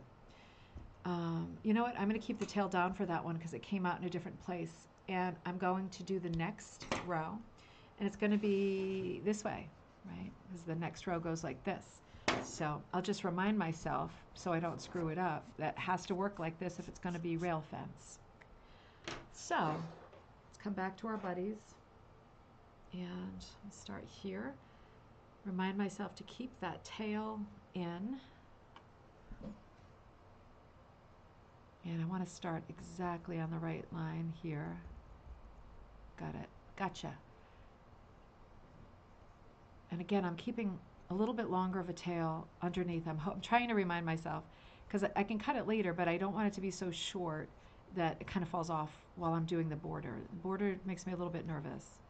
So I'm not exactly sure I'm on the right line here, but I suppose we're going to find out in a second when I join that first quarter. So this weekend, Rebecca, myself, Haley, and Naomi are going to Newport together. Rebecca arrives at about midnight on Thursday, so I'm going to go pick her up at the airport, and we're going to sleep. And then on Friday morning, early birds, we go out to Newport, and we're going to meet up with the Viking. And if you're behind on the Tigger news, we decided to go with the Viking. Oh yeah, it did match up perfectly. Only question is, do I need a tail? I think I do. So I'm going to put a tail here. We ended up going with the Viking because, to be perfectly honest, the Marriott was great and would have worked great, but I felt like pricing wise, because we have to charge people for classes, and you pay to be Tigger members for 3 years because we put out content, you get exclusives and all kinds of stuff. We have to build up, our seed money and everything for the event, and that's what we're here to do during the 3 years.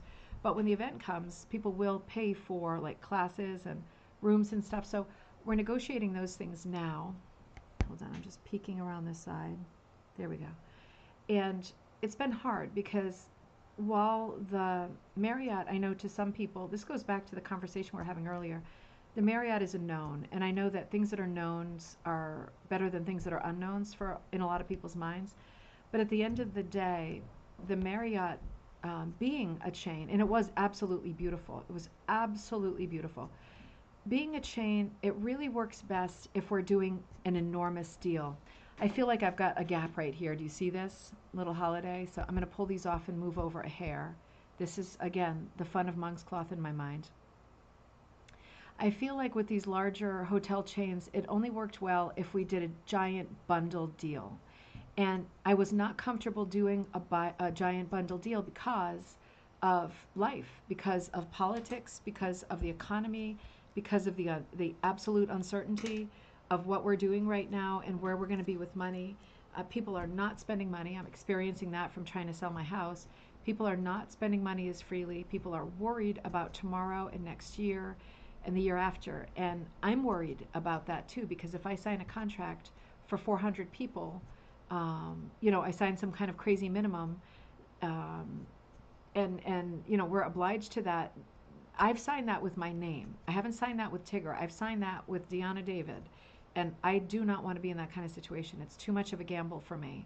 I cannot see into the future, unfortunately, and yeah, for that reason, I have to make a good decision about choosing a place that is going to be a smaller scale place.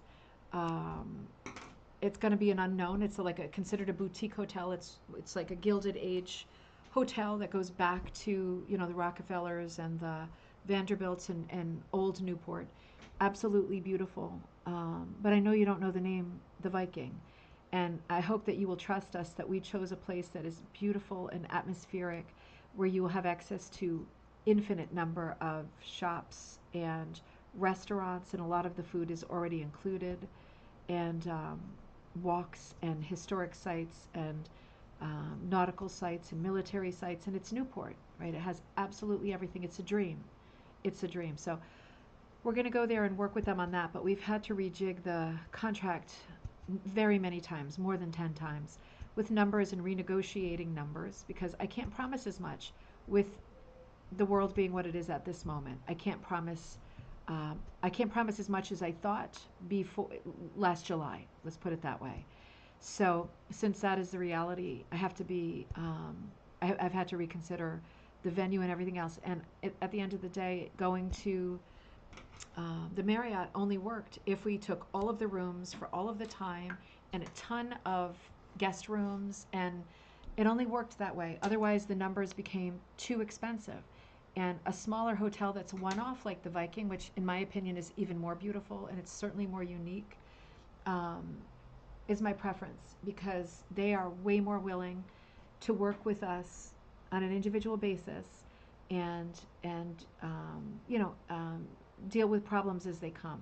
There aren't worldwide policies in place that are going to kill us in the end. So this is a really good decision. And to be honest, when we were toying with the idea of switching in the first place to a chain hotel, even though the Marriott is absolutely gorgeous, it kind of broke my heart a little bit, because I felt like the atmosphere in the Viking was that of like an old time mansion. It is an old time mansion. It is on the street with the old mansions. It was built at the same time, and those people from the Gilded Age stayed there and visited and drank tea there and went for cocktails there.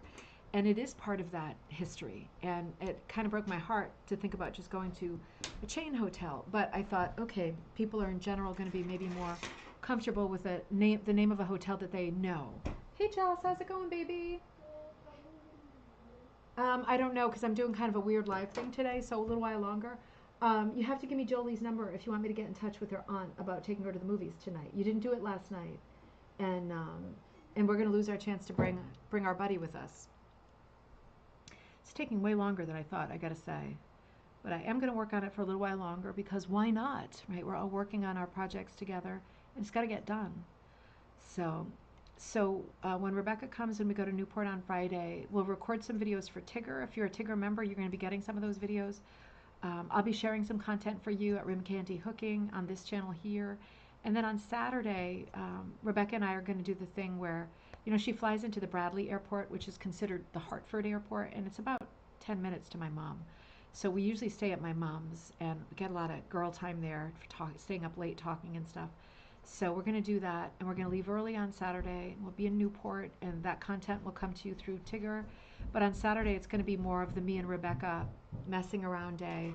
I'm hoping that she will be energized enough to record some kind of video with me on Saturday night instead of Friday night for a cocktail time show, even if we just come on for a while and have some fun together and talk about some of the projects that she's brought and projects that she's working on. And I hope my plan is to do an evening show, a cocktail time show with her on Saturday. It will depend on how her flights go and how she's feeling, because it is a lot to make a big trip like that on 2 planes, arrive at midnight, and have to wake up early and, go to another state and do all this sort of business stuff. We'll see how she's feeling, but she's younger than me, she's healthier than me, should be okay. And she loves to do stuff together, so I hope that we can make that work. So hopefully that comes to you on Saturday night. And then, of course, Sunday, right there, is the service I do in the morning. So I hope that you'll be tuned in for that, and I hope that you'll introduce yourself and say hello, because even though I won't know during the live service, I will hope that many of you are logged on and that you are sending me good and positive strength and energy to do a great show, to do a great sermon without screwing stuff up because I get nervous, and freak myself out somehow. Doesn't usually happen, but it's not unknown. Just looking through my colors again. Maybe I'll do this light one. It is warm in here. I might have to put the fan on in a minute. The light that I have on my hands is like a heat lamp. It's not really, but it feels like it is. Oh, this one is really close. Isn't it funny? I'm spending a lot of thought making sure that my tails are long enough underneath. Isn't that funny? Because it's not something my hands automatically do. It's the opposite. So I keep having to force my hands to pull a longer tail in the back, which is, if you're a beginner, that's kind of a no-no for us as rug hookers. We keep our tails on the top. And I am being very careful about and thoughtful about not pulling out the tails underneath. Wouldn't you know it? Damn it. I'm on my last doodler here. Ah, you pig. Okay, let's do a new one. I had one more loop to do and didn't have enough length. Let's see, just one and, maybe 2. Maybe I can squeeze 2. I don't want to distort the line next to it. There we go. I think that's pretty perfect. Yeah, so I've got some, it's warm. Let me get my hair up. At least get my hair up. I'm going to put the fan on my legs, and you tell me if it's too loud. I got to catch up with the comments too. Sorry about that. If it's too loud, tell me. I'm not really going to expire. I'm just going to complain.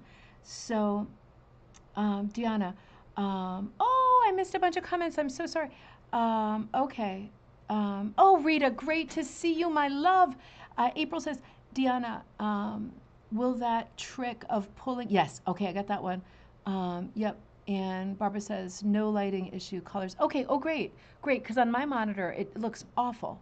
Awesome, thank you. And Catherine, if I'm not a member yet, then there's not enough time to join and have 3 years under. Oh, no, Catherine, it's like, people will join. I joined the last Tigger literally 2 weeks before the conference. And so it's not too late. It won't be too late. In part because of the situation with now, it won't be too late at all this time. We had that for the last Tigger in Canada. They shut membership at a certain point, and they actually allowed me in because they knew that I was the next president, I was late in doing it, and I didn't get how it worked because there honestly wasn't a lot of information out there, or I missed it, one or the other. So I joined really late and was super stressed, and they let me come in after the deadline, and I appreciated that, right? Because I was going to the conference and I was taking over as the president. But the reason they shut it was because they didn't want to have more members coming and not being able to sign up for the conference. So the last Tigger board really didn't do content. Our board, because we're like 4 rug hookers, we have 4 brands between us, 5 brands between us. We are putting content up. I've already done a couple of videos, a class. Naomi just recorded a dye video. At least once a month, we're going to have some kind of unique Tigger content. So over the course of 3 years, even if you joined that last year, you still, as a member, are going to have access always to those 3 years of content. So it's like if you join right under the gun or whatever, or money's tight now, or whatever, whatever's going on, you can always join later, and you will still have everything that we have done. You'll have access to all of it. None of it is going to go away. We're not closing the gate like the last Tigger board did, because the last Tigger board didn't do ongoing content. So it wasn't like join now because we're doing lots of classes and we're going to be interviewing people and we're going to take you with us on trips. They didn't do that. So that's something that we're doing as an extra. And we are super, super cognizant of the fact that things are different, and they will be different for us this time around. And we are unfortunately having to reinvent the wheel because of everything, right? Of everything. Let's not start. So there's a little gap there. I don't know if that's going to be a problem. I'm going to wait and see if that's a problem. You see, there's a little gap there. I'm gonna hope for the best. When we run our Tigger, we will run live classes. We will run classes for people who are there in person, and of course that's the most fun if it's possible. You know what? I'm just going to try to move this one over a hair. It's freaking me out. But because of everything, international situation, Canada situation, we've already made the decision that we will run classes by teachers who are in another place, Asia, Canada, Western Canada, New Zealand, Ireland, Australia. There will be teachers in other countries running live, US, right, US, running classes in many time zones or all time zones. And if you are at home, you will be able to sign up for those classes. So even if you sign up the day before for Tigger, you are going to get access to everything that we've done so far, the content, the classes that I've put up. I'm going to do another class this coming month too, another free class for Tigger. And I am going to do all Tigger gallery night with the house thing. I have not been able to shout that out yet, but I am doing that. So, and then the other 4 girls are doing stuff too. So it's not just on me. It's all of us. And that content will always be available. And only Tigger members will be allowed to sign up for, I'm sorry, but this is the way historically it works, to sign up for, now what the hell am I doing? Oh, I'm going down here. Okay. Oh, I see. I have to be careful because this one's a down, so I have to start here. So I might have been over a little bit with this one, but it's fine. I'm going to use a patterned one this time. Yeah, only Tigger members. I'm going to pull the black tail up too because I feel like it's a little bit uneven. Perfect. Only Tigger members sign up for Tigger classes, but unlike every Tigger before, oh, I am a bit off, aren't I? Dang it, I am a bit off. Well, you know what? It's going to be a homemade quilt, and that is that. And you know why I'm off? Because my Sharpie lines are not straight. Because remember how I did them without really even looking? I'm suffering the consequences. You see how far off I am from the actual line? It's too late now. Mama ain't going to redo that. So no, never too late. Never too late. It's great to be signed up because you have a lot of stuff to catch up on. There's free patterns in there too. The free patterns are going to keep coming at you. And keeping my tail down, I almost forgot. And yeah, and all the other stuff that we have planned. We do have a calendar between us. Me, Colleen, Beechnut Studio, Rebecca, Storyteller Wool, Naomi, Ravensgate Primitives, and Haley, Loop by Loop. We do have a calendar, and we know each month or every few weeks whose turn it is to put some live content on or do like a class or something like that. And sometimes things happen. Like this house thing is happening with me, and the other girls know that I'm losing it. So they're covering for me a little bit because I wanted to already have done that live gallery night, and I can't keep up with our stuff, my orders, the house stuff. I've had to put the book stuff on hold, but I can't put the Magpie stuff on hold. So we're kind of covering for each other as life happens, and so we don't announce who's doing what next.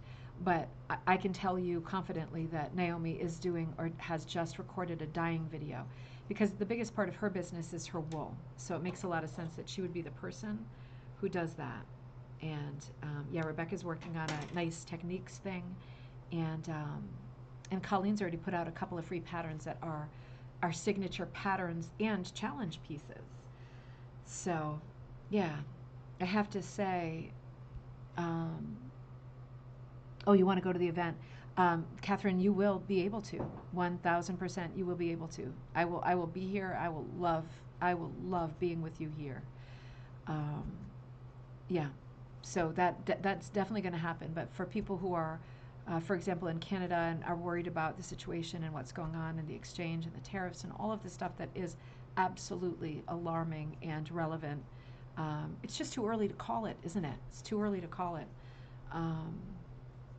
Did you all see that commercial? I don't know if I can't remember where I saw it, but it was on one of the cable channels, and it was basically, sorry, I'm just figuring out how I'm going to get to the end without putting a tail. I'm going to have to do one more loop. This one ended weird. Shoot, that didn't work. All right, I'm going to have to skip a space. Let me see. I guess this is the good thing about monk's cloth, that because of the threadiness, I can kind of fudge it. There we go. I want the loop really to be at the edge. The video was like somebody was arriving at like customs or whatever in Canada, and oh no, it was the hotel. Maybe it was the hotel, and the attendant at the hotel, the very very strong French Canadian accent, said, welcome to the hotel. I'm very happy that you're here. Are you checking in? And the person said, yes, I'm checking in. And she said, are you, can I see your passport? And she said, where are you from? Just making conversation. And the person said, I'm American. and there was a long pause. And you kind of expected like, uh-oh. And she didn't speak, and she just walked out from around the counter, the desk, and she put her arms out and hugged the person. And it flashed the caption, let's hug it out. Come up here, come on vacation, and let's hug it out. And I thought, yes, perfect. That's perfect. Because we went from quite a bad place, a few months ago to let's hug it out. So it doesn't help me with making business plans, but it does give me hope that there will be more people coming than I'm planning on, because I'm erring on the very cautious side, since this is a not-for-profit and I have to put my own name on everything. And I don't think I'm legally bound, but I'm just not sure. And obviously laws are changing more often than my underpants, so I have to be really, really careful and paranoid at this point. So yeah, I'm hoping that a lot of you are planning to come. It should be the week of Halloween, or right around there, late October. 2027. It happened again. I'm almost there, but not quite. Let me see. I've got so many blues. I think I'm going to have to go to this blue. It's a little bit different. I have one more loop, and that actually means I'm going to pull out one loop, because I'm afraid one loop is not enough to keep things going. Yeah, this is a little bit darker, but who cares, right? And let me see if I can get the one more loop. And is it going to be a problem? It is going to be a problem, because there is a weird spacing thing. Let's see. I just want to have a nice, you know what, I think that's okay. I want to have a nice even border for this. Is that asking too much? It's hard to cut them too, because I want to leave a good tail, but I don't want to leave a ridiculous tail. I'm going to hook with this piece again. I mean, it's just, that's what I do. I put it back in there. He's going to pop up again. I'm going to try a navy next to this, even though that's a turquoise. I'm sorry, a turquoise next to like a later turquoise. They're both really close color families. Let me see, this one's a wider piece, so it's giving me some play. So we were talking about posting the link for Sunday. We're talking about Tigger a little bit. Um, and for those of you who are already on Tigger, right, Haley did an absolutely amazing job building that Mighty Network site. It hosts everything. It can host our classes. It can host chat. It can host sign up that won't crash when the time comes to sign up for classes. It's going to host a lot. And I don't want to get you too excited, but I don't know if I told you this, and I do want to share it because it does look like it's going to work. One of the things that I'm most excited about when Tigger comes around, it's an in-person thing. It's an in-person only thing. But Fall River, Massachusetts is kind of right over the Rhode Island line. New Bedford, I'm sorry. It's Fall River and New Bedford are side by side, but it's New Bedford I'm talking about. New Bedford is where ProChem is, the dye company. And yeah, Newport's a little bit of a ride. It's maybe 40 minutes or something, but our plan is to hire transportation and to offer classes, one of the many classes at ProChem as like a day out, all of the days of Tigger. And we're very, very keen to do that because, I feel like it's a spacing thing again. I have to pack to get, for some reason, this quarter is really difficult. I'm really doing some packing here. We're really excited about the prospect of that, and ProChem does do that. So at the moment, it's too early to plan stuff in stone, but they do offer classes. We can get in there. Those dates are good. All of it seems like that could be something that happens because, man, would we love to offer dye classes at ProChem, because then there's a little shop there. You can get some dyeing materials. It would be the first time that dyeing classes were offered at a Tigger event because, you need a lot of things to be there, and those are all the water elements and heat elements are not things that would occur normally at a hotel, for the public to use. So this could be a really fun angle as well, and I hope that it works out. There's no reason at this moment, even with my cynical mind these days, it seems like it ought to work out, Karen says, I'm looking forward to getting a mud pie at the chart house. Ooh, already looking forward to specific items. I love that.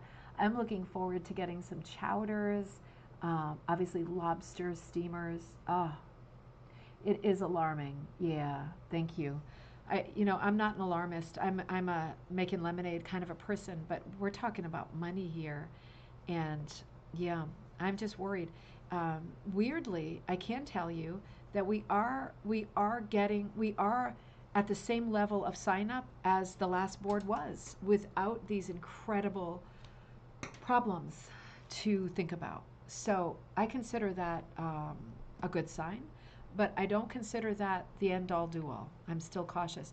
You see what I'm doing here? I'm worried about the edges matching, so kind of playing with the strands to see. I think this is the perfect combo. Want to be sure that the next two I use pretty perfect. Yeah, so you can always reach out to me. I'm always here to talk and brainstorm about stuff. If you send me a long email with Tigger thoughts, you say, what about this teacher or whatever, I will answer it. And you know what's going on with me with moving house and buying house and how much stress is happening right now for me. But I'll answer you soon. I'm not going to blow you off. And if you have sent me anything recently and you feel like, I'm not sure she got it, she hasn't answered, that's weird, please just send it again. It's never you. It's an incredible amount of stress lately, and I'm trying to manage everything. And I know that sometimes I get an email and I put a star or something, or I think I put a star, and then I realize I didn't. And just please check in with me when stuff is important, like stuff for book stuff or Magpie stuff, or if you have ideas for Tigger and you're like, oh, could we please see this teacher, or could this person be featured for a special show? If you're thinking, whoa, Deanna didn't write me back, so it's probably a no, please write me again if I'm late with anything. If I said I would send you a pattern or an answer or whatever for the Halloween book, just please write me back. I really need you to get my back with double checking with me right now. And as soon as life returns to normal, I will tell you. And then it's on me, right? It's like my bad if I'm dropping the ball left and right. You see how close I am to that zigzag line I did? I mean, in my mind, that's not a problem. I'm glad I put it there, though, because I was pretty close at the beginning to not doing that. I think that's perfect. I'll hold it up in a second so you can see what it looks like so far before I get the fourth side in. I mean, you can see it, but you see, I think I'm pretty straight. Am I straight here, too? Oh, shit. I don't know if I'm straight there. Sorry, I just said a swear. I'm not sure I'm straight there. Ooh. I meant to say jinxies. Gosh, that's hard to tell. I don't think I'm straight there. Oh, zoinks. Let's go with zoinks. Well, you know what? I'm going to leave it. And you'll see what I do when I finish it. I'm going to... Oh, you know what? Wait a minute.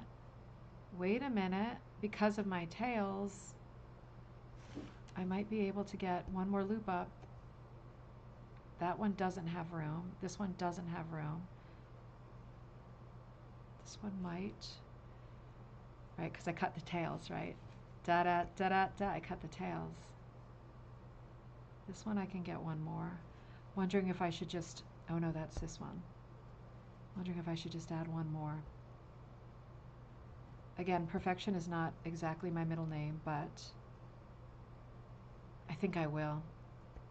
Perfection is not my middle name, but the OCD is powerful in this Jedi, so I think I'm gonna fix it. The green one seems fine, but the others, yeah, the green one seems okay. It's these guys. Okay, so let's see if I can get one more. Nope. You little so-and-so. Okay, I'm gonna cut that. I'm gonna add a little bit here. It's good to be flexible, right? It really is. There we go. So get two more here. And beginners, just a reminder that this is a craft where there's not a lot of mistakes you can make that cannot be remedied pretty easily. And so the red ones are cut weird. I feel like I cut them with scissors or something because they're all different widths. See if I can find one that's kind of a medium width. It's a little bit wider than the ones that my hand is touching. Maybe this? Let's see. Just want to get two more. No, that's not wide enough. All right, into the basket. Oh, look what I found. Ooh, okay, we're good. No, that one's pink. Found two rat-a-tat-a-tooies. Let's try this one. It's good that they're kind of wide because the blue one thins out a little bit.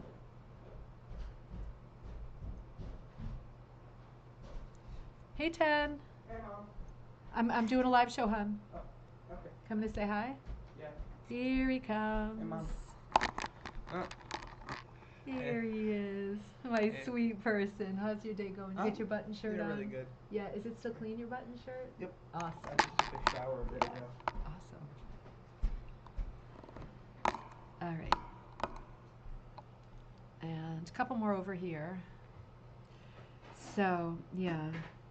Boop-a-doop-a-doop-a-doo-doo, do-do-do-do-do-do-do. If I only had a brain. All right. But you know what? I had enough of a brain to figure out how to fix it. Now this one's too thin as well.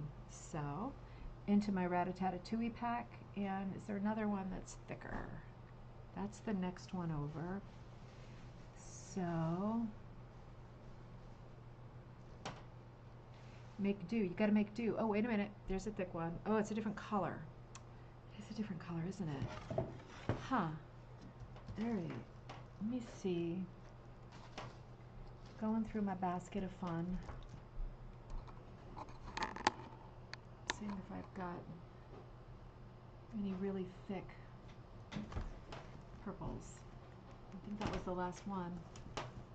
I mean, I could stand up, you know, and look in other places, but I don't really want to stand up. I'm kind of happy sitting down. So that means we're gonna have to make it work. Let's make it work. At the end of the day, doesn't matter, does it? Thinking about my buddy Norm, who I used to be a tour guide with still alive, sweetheart. I really need to go and visit him. Every time anything went wrong when we were doing our tours, he would say, he was an old Vermonter, right? He would say, in 10 years, it ain't going to make any difference. I know there's a saying like that right now going around Facebook, and I think it's from Cher's mom's quote. If it isn't going to matter in 5 years, you just got to let it go. I have a feeling this is not going to matter in 5 years. So, all right, where's that green bean that I found? I think I put the green bean away, and I still need them, and we're still in trouble with the purple, so I'm going to go to a slightly different purple. And it's wide, right? That's the one thing that it's got, is it's wide. It's the one thing I need right now, so we're doing it. Let's see, it's getting really tight back there because of all the tails. All right, I think that's all right. That's good. Hey, baby. I'm going to do this for a few more minutes, but then I will... yeah, it's fine. Yeah, I'll see if you need anything. Oh, you're so sweet, my little one. He not little, I know. He not little, he big. Yeah, well, mine's like twice. Yeah, he big. He's twice the size of me, he says. All right. And I think I've only got one more in this corner, so I'm going to pull the tail. I don't want one loop with the tail underneath. I feel like that's asking for trouble, so I'm going to pull the loop. Put in 2 loops. And wait a minute, I'm kind of in trouble because of my stitching. I'm right there. You know, it makes the point that, yeah, spend the time to get your lines straight. It's not like I particularly regret not spending more time on it because I'm still getting it done. There's not a lot of consequences with this craft. That's one of the things I absolutely love about it. But let's not keep making stupid mistakes. Let me try to get to the right height here and a long enough tail. Oh, I'm pulling up the tail from next to it. Right, that's one of the reasons we don't do this with tails. Okay, there we go. See if that seems flush. Yeah, I think that's flush. I just, you know, when you go different directions, I'm kind of packing this one right next to it just because I want that one to stand really flush and at attention. If I space the next loop too far over, this one might relax and it might create a gap and break that nice flush line that I think I have going. So you just have to, you know, once you get going with your hooking, you get used to making decisions, and it becomes very pantsy, very seat of the pants. You make decisions as you go along, and you stop thinking about what that rule is that some teacher told you, and you start thinking, well, in this situation, it makes no sense, right? If you don't live your life like that, particularly if you drive and you leave your house, you know, you have to, the first thing in your mind has to be, what makes common sense, what makes practical sense, and if rules help, then they help, but sometimes rules hinder, and they become irrelevant, and they even become detrimental. So make good decisions while you are cruising along with your pieces, and don't think back. Don't think back to what the teacher said. You know what? I have to take this tail out. I put it in a couple minutes ago, but it does have to come out because the line was right there. You have to make decisions about how your thing looks and stop hearing teachers' voices, including mine. Stop hearing teachers' voices in your head. All right, looks good. We're getting there. We're moving on up and into my little thing again. I like using the same colors, so I'm going to keep using the same colors. There are some little rat-a-tat-a-tooies, and they are going to drive me nuts, so I will cut all of them later just to be sure. Cut the ones that are driving me nuts right now. There. Teddy, I can hear him in the fridge over there rattling around. What are you making yourself, sweetie? A sandwich. Oh, good. He made himself a sandwich. Very good.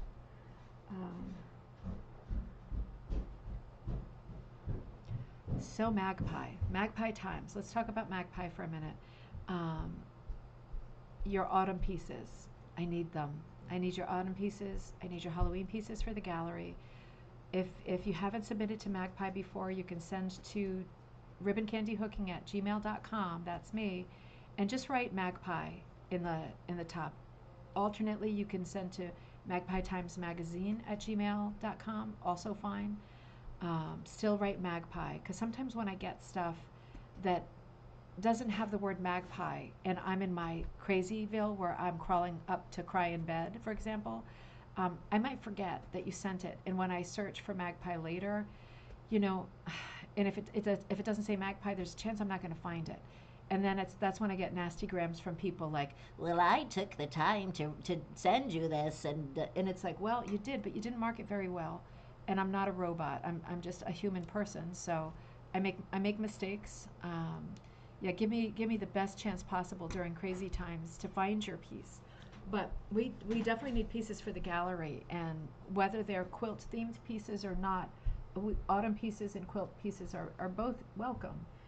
But we do want some stuff, and I do want to see some stuff soon because I don't mean to be a pressure puss, but you know, Judy just got back from her trip and she's sitting down at the computer. She really wants. She's there, right? She's been thinking about it. She's going to write something nice on fiber arts in Scandinavia and some of the things that she saw during her trip. But she's feeling it right now. She wants to sit down and start working on. Oh, thanks, April. Oh, thank you all for saying hi to him. I'm sure he was standing over my shoulder twice, so I think he saw it. Um, he loves it. That's why he comes multiple times, as he loves to feel like he's someone, you know. Um, yeah, so yeah, make sure you get your pieces in there. It takes Judy a little time to synthesize everything and assimilate and cull and all of that stuff. And she likes to make the pages nice colors that set off the work on the page. You know, she likes to put borders on things and make things pretty. So make sure, if you can, that you're giving her time. And if you're working on it now, I'm not talking to you. I just mean in general.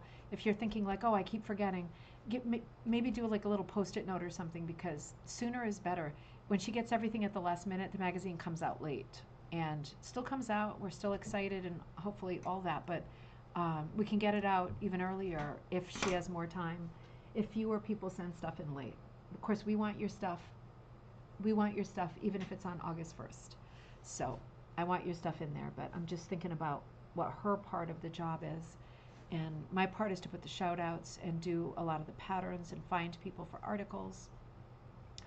Speaking of which, okay, you might not be watching right now, but my buddies who are around Bennington, Vermont, Brattleboro, Vermont, Hoosick Falls, New York, my buddies from those places, can we make a date to get together, drive around, and take pictures of the barn quilts?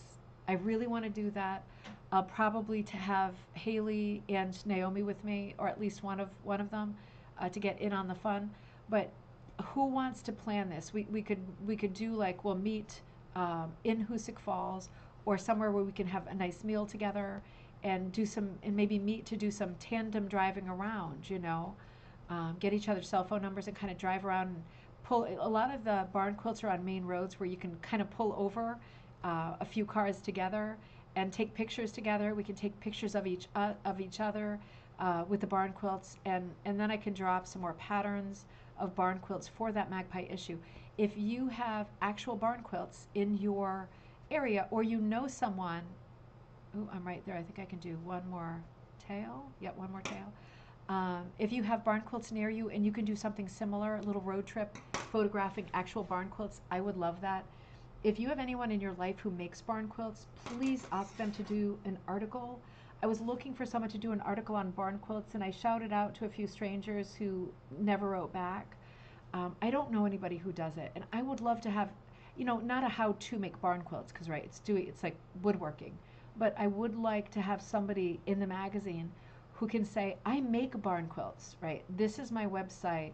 This is me making barn quilts. These are some of the designs I do, so that if anybody, upon reading this issue of Magpie, the upcoming issue, thinks I need me a barn quilt, then at least you have a contact for someone who makes barn quilts. Because I know I need me some barn quilts if we ever get into another house, and I'm probably not going to make them. I mean, time-wise, yeah, I just don't see it, you know.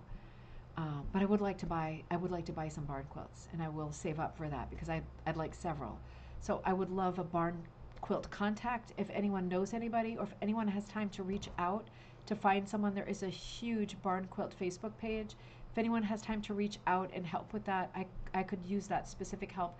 I know there's like hardly any time, But I would think someone who has a barn quilt business already has a ton of photographs on their, um, computer, and that it wouldn't take long for them to write like a paragraph about making barn quilts. Be great advertising for the right person, someone who's ready to make some barn quilts, not someone who's just whatever, doesn't answer emails. All right, I'm going to go for a lighter pink. Started watching a cute show last night. It was not like one of the great, it wasn't like one that would change my life, but it was cute. I think I watched it on Acorn or maybe BBC. It was called The Good Ship Murder. It's a murder mystery series, and it's different each time. It's like The Love Boat, but there's a crime every time, usually a murder. And it's a British show. They all sound like they are from around Liverpool, like northern at least. Very cool cast. A lot of characters who are on the boat. I just finished season 1 because I was sitting working on a project, and surprise project. And yeah, it was not. It's not a challenging show. You will guess the murderer, but it was fun and it was cozy. It was more of like a sort of Hallmark mystery kind of a feel to it. It was fun. They're on location too. Like, so the cruise, the Good Ship Murder, goes to all these foreign locales, and there's beautiful scenery, and the mysteries vary from being like okay to like, oh, that was clever. But it's sweet, it's sweet. And if you doze off for a few minutes, or your brain goes down a weird rabbit hole, you don't really have to restart the episode. But they are enjoyable. Uh-oh, someone's here. Someone is here who's so cute. And there he is. You gotta say hi more than once, too. You gotta say hi. There he is. There he is. He's saying, now I with Mama. No, Mama, can I have a snack?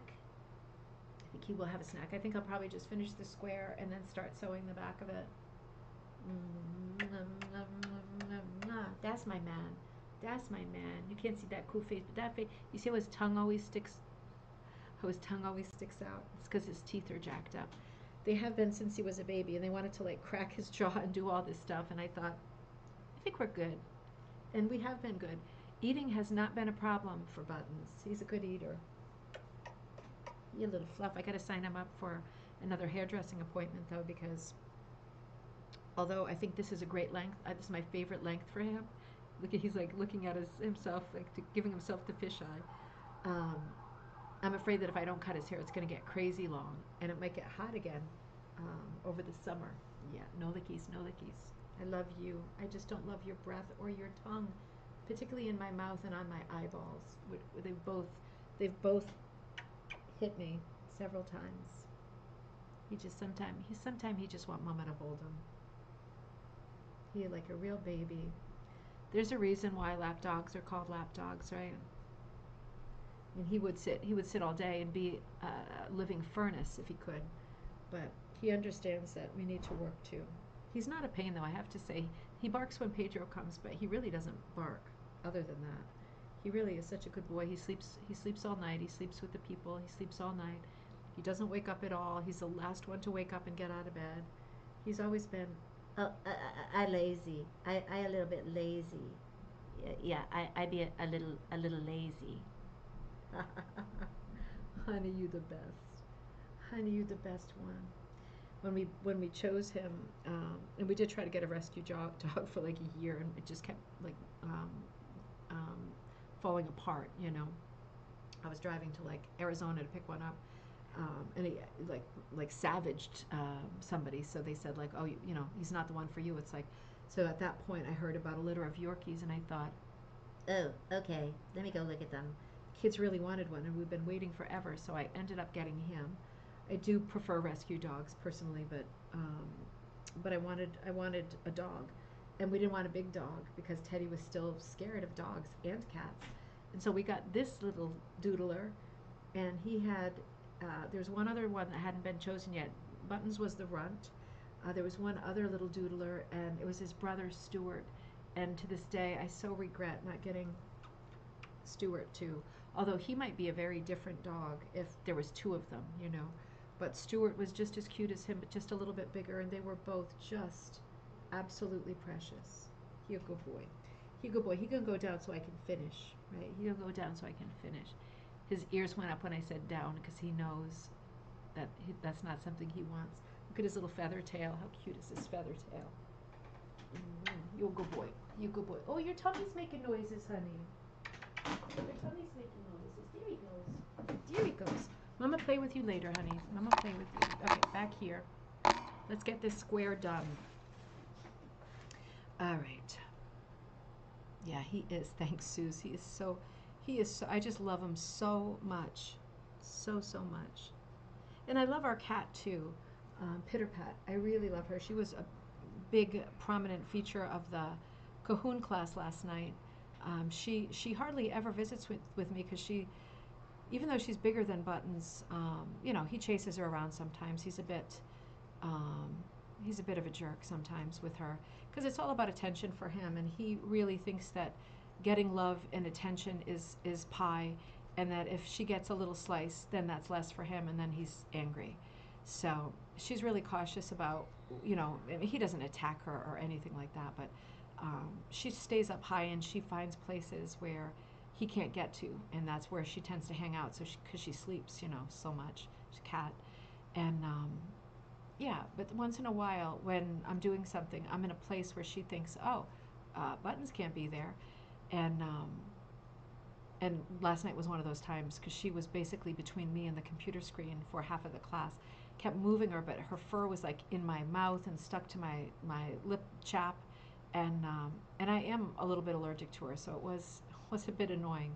But I also hate to reject her because I don't know if in her mind she thinks rejection, or if she's just like doesn't care one way or the other. Let me be careful with this now because I just have this one little piece left. Seems like I could use a piece that's just a little bit bigger than that, just a hair. Although that's a tough one. This one would work again. I feel like I just used that. I did just use that. I mean, maybe. Oh, I could use this one again. Oh, I don't know if that's big enough. Oh, there's more. Let's see. Nope. That's not the big piece. Roodling again. It's roodle-de-doodles. Okay, this one is a little bit wider. Nope, that's the same. Yeah, that one is wide. I might not. What about this? This one is wide. This one frays more. No, look what's going on there.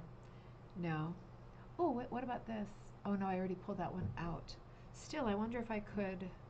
This one wants, I've already pulled that one out of some other project. It wants to unravel. Oh, you know what? That's a good one. Let's see if we can make that work. It doesn't matter if it's going to unravel, right? Because I can. Hold on. Oh boy, I hope that it's not more than one that I need here. I hope I haven't done this again. Because I don't think I have room for two. Let's see what we get. Hold on. Concentrating. Oh, I think we go over a little bit.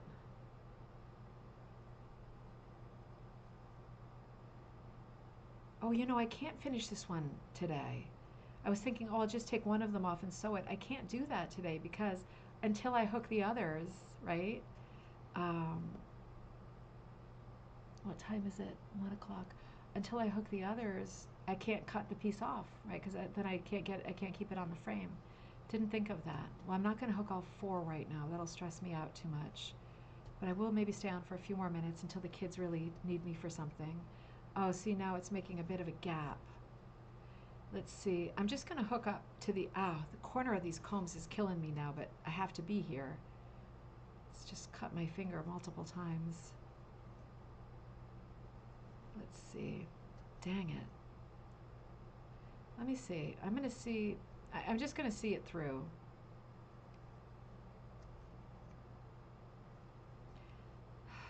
In the winter, I tend to have little gloves. Yeah, my finger's going to bleed now. I tend to have little gloves around for stuff like this so that, I'm hardly ever in the corner. It's so sharp on this whole corner. I need to be right here because the way I set this project up. Yeah, no, there's a gap. There's a gap. Come on. Well, you know what? I think what I'm going to do is I think I'm going to pull. Let me see if I can pull. See this one? No. I'm going to do it, and I'm going to hope for the best. I'm going to cut this one into a half. I've got one tail on top.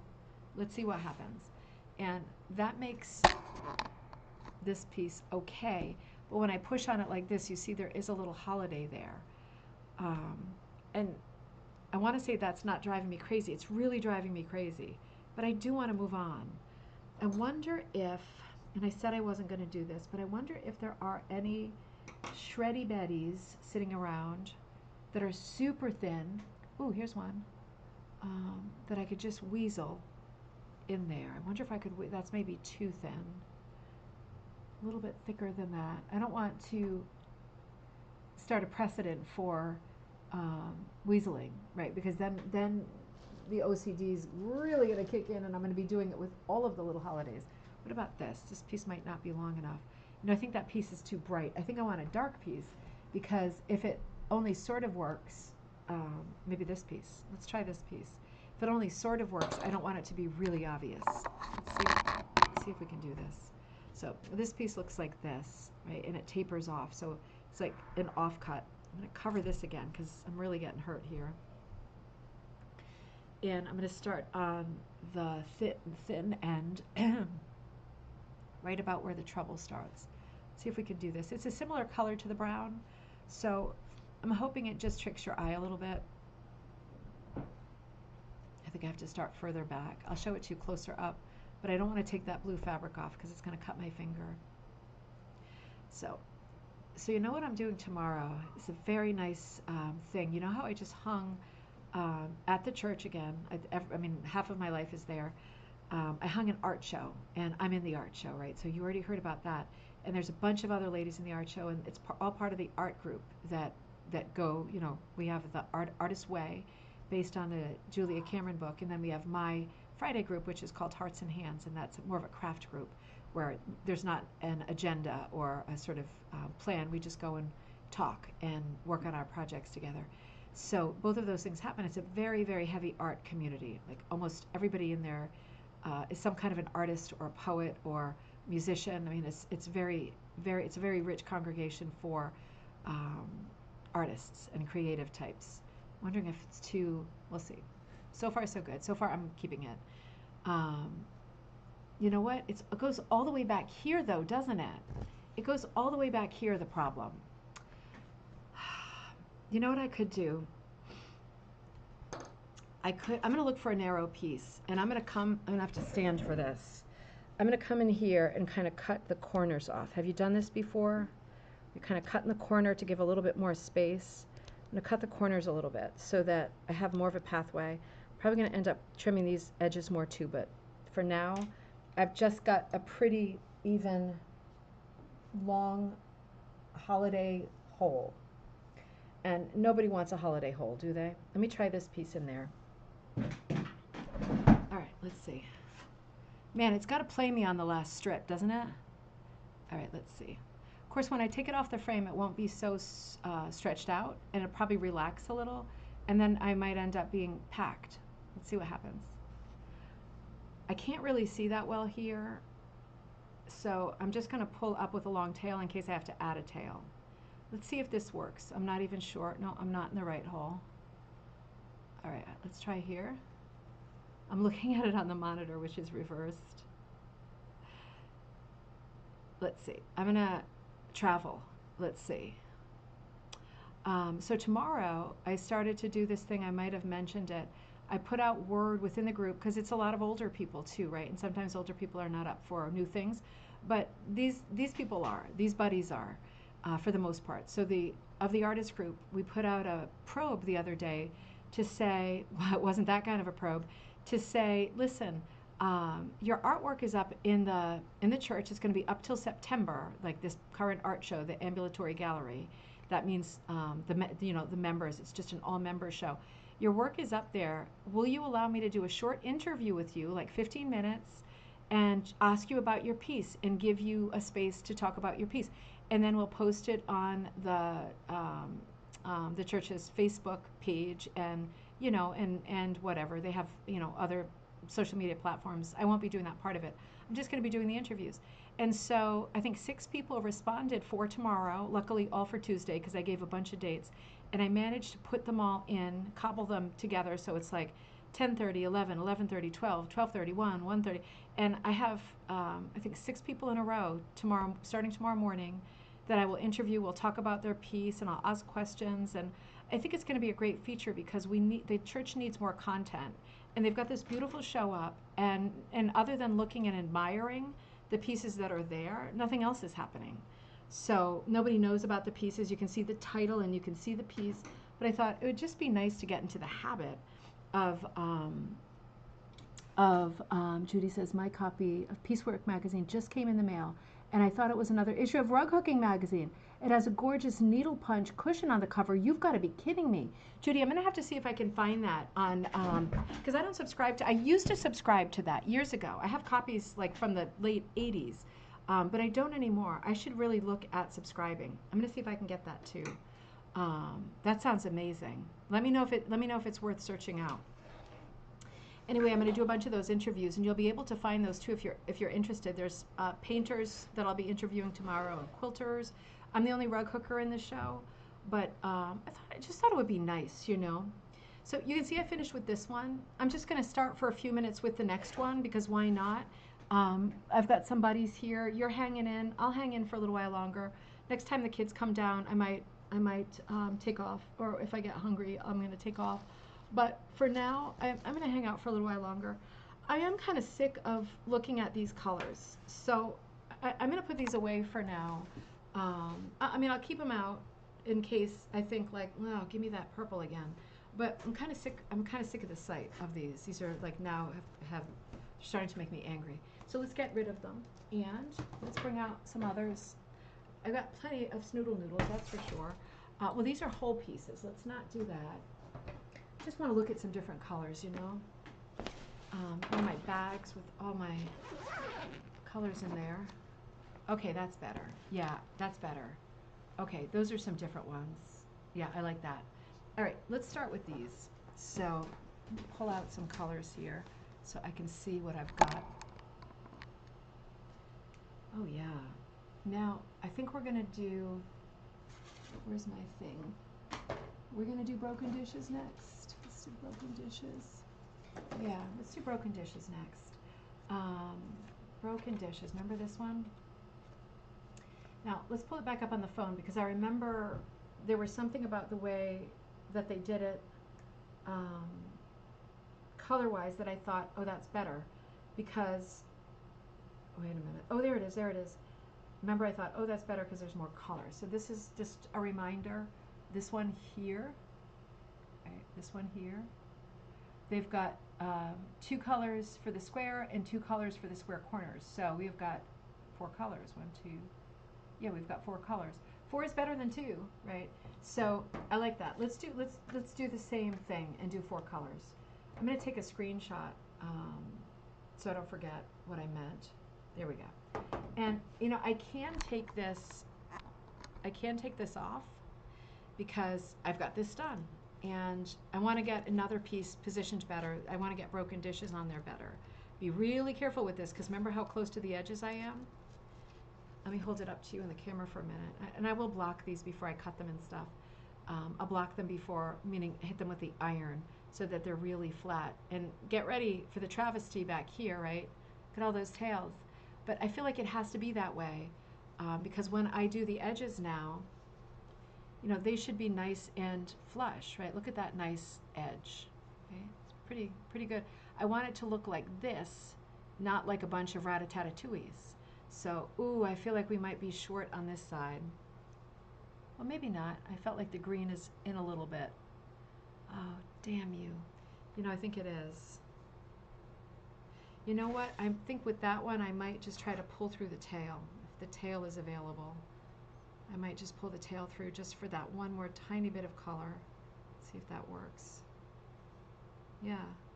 So I've got the tail through. Let me see if that works when we come down to it. You know what? I'm not going to cut it yet because it might be that I can pull some of these tighter if it is a problem.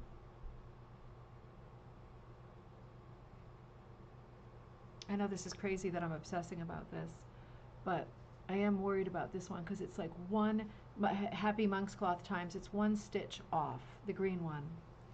And, you know, I don't want to be totally cuckoo, but I wonder if I, you know what, I'm going to do it. I'm going to take a chance. I can always pull out a couple stitches, and I'm just going to trim it and hope for the best, right? Because I just feel it needed that one little bit of space. This is a real pretty little thing. I think that's a real pretty little thing. I'm happy with that. Let's do some broken dishes. So again, I'm going to try to get it on the frame as far away from the corner as possible, and I'm just going to catch a few threads. And it's gonna hurt my hand, so I'm gonna do the same thing by putting that little piece of wool on there. I'm gonna, you know, when I do this, fooling around, I hold it on the combs just for a second. It's like walking on a bed of nails, right? And then I pull it tight that way. And same thing for here. I don't want to pull it anymore here because I want it as loose there as possible. So there we go. So I got broken dishes ready to go. Let's check it out. Let's see what we can do with this one. Now, some really nice colors too. Let's see. I always tend to do the same colors, and it'd be good if I could not do that this time. I also don't want to choose some really thick ones. Like I know that this one is a beautiful one, and it's hand dyed, but it's really thick, and I don't want to deal with that with the monk's cloth. It's gonna be really hard to pull through because it's such a tight backing. Let's see. Wondering if there's any colors I really didn't use for the rail fence. Got some plaids here, and I know I don't have it in me these days to go look for where I got them from. So it is also a question of, do I have enough, right, if I get going? Let me see if I have enough of, looking at this textured one right now. Seeing others that have, oh, that's another one of the same. Okay. I think that's another. Now remember, it's either got to go here and here, here or here, or two of these.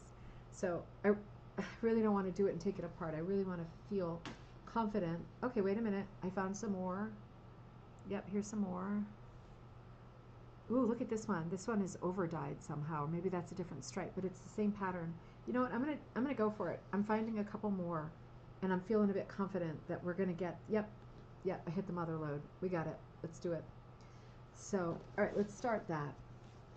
We can think it through as we go. So, good. We got the colors for the broken dishes. We're set up here. Let's start this. See how far we get. And I'm going to do this again, just to keep my hand away from that mean old comb. And let me think. This is a nice patterned one. I think I'm going to put it into, yeah, I mean, I'm not completely decided whether or not I don't want to do it 2 and 2. I think I don't. I think I want more colors, but let's see how it goes. So this is going to work a little bit differently. I'm going to do it in 2 and 2. Let's start here, and I'm going to be really careful. And again, I do not want to start with a, you know what, I'm not going to start with that one. I don't want to start with a tail because this one is extra thick, and I can see that. So let's start with one that's thin because I want to keep the tail under. I want to keep the tail under. So I want to start with a thin one, not the thickest one I've got. So I'm just shooting straight down here. One of the nice things about this one as opposed to the last one is going to be that Melissa says it's fun to pick transitional color dishes. The blue willow, oh, totally. With a bigger piece, I would so be doing something that was more ambitious. But oh, that would be fun. That would be fun. With the last one, the rail fence, remember, because sections of it were meeting, coming from different directions, there was directional hooking. Oh, man. One more loop, come on. I can go sideways with this one, though. I don't need to worry about directional hooking. So it's going to be a little bit easier to fill this in because all I know is that this whole, and I don't mind having the tail on the surface as long as it's not on the border. It's not going to be as finicky for me doing this one because it's just a fill, right? It's just a fill. I'm trying to see my way across with the lines and stuff. And this is a really thin fabric. This is certainly a garment fabric. This is not like a rug hooking fabric, but it's a pretty plaid. I like the colors. I'm kind of I somehow got into hooking in the middle of the threadiness of this, and I hope it doesn't come back to bite me. But just like with rail fence, I'm not overly worried. I'm really not. I don't want to do it too far over. Maybe I'll do one more. We'll see. I can always pull one out, right? So I'm going to leave. No, I'm not. I think that's too far. I'm going to break the rule, and I'm going to put a tail here because I can see. No, you know what? I'll cut the tail under. That's what I'll do. And then it's there for me later if I want to cut the loop into a cut piece and pull the tail under. It's there for me to decide later.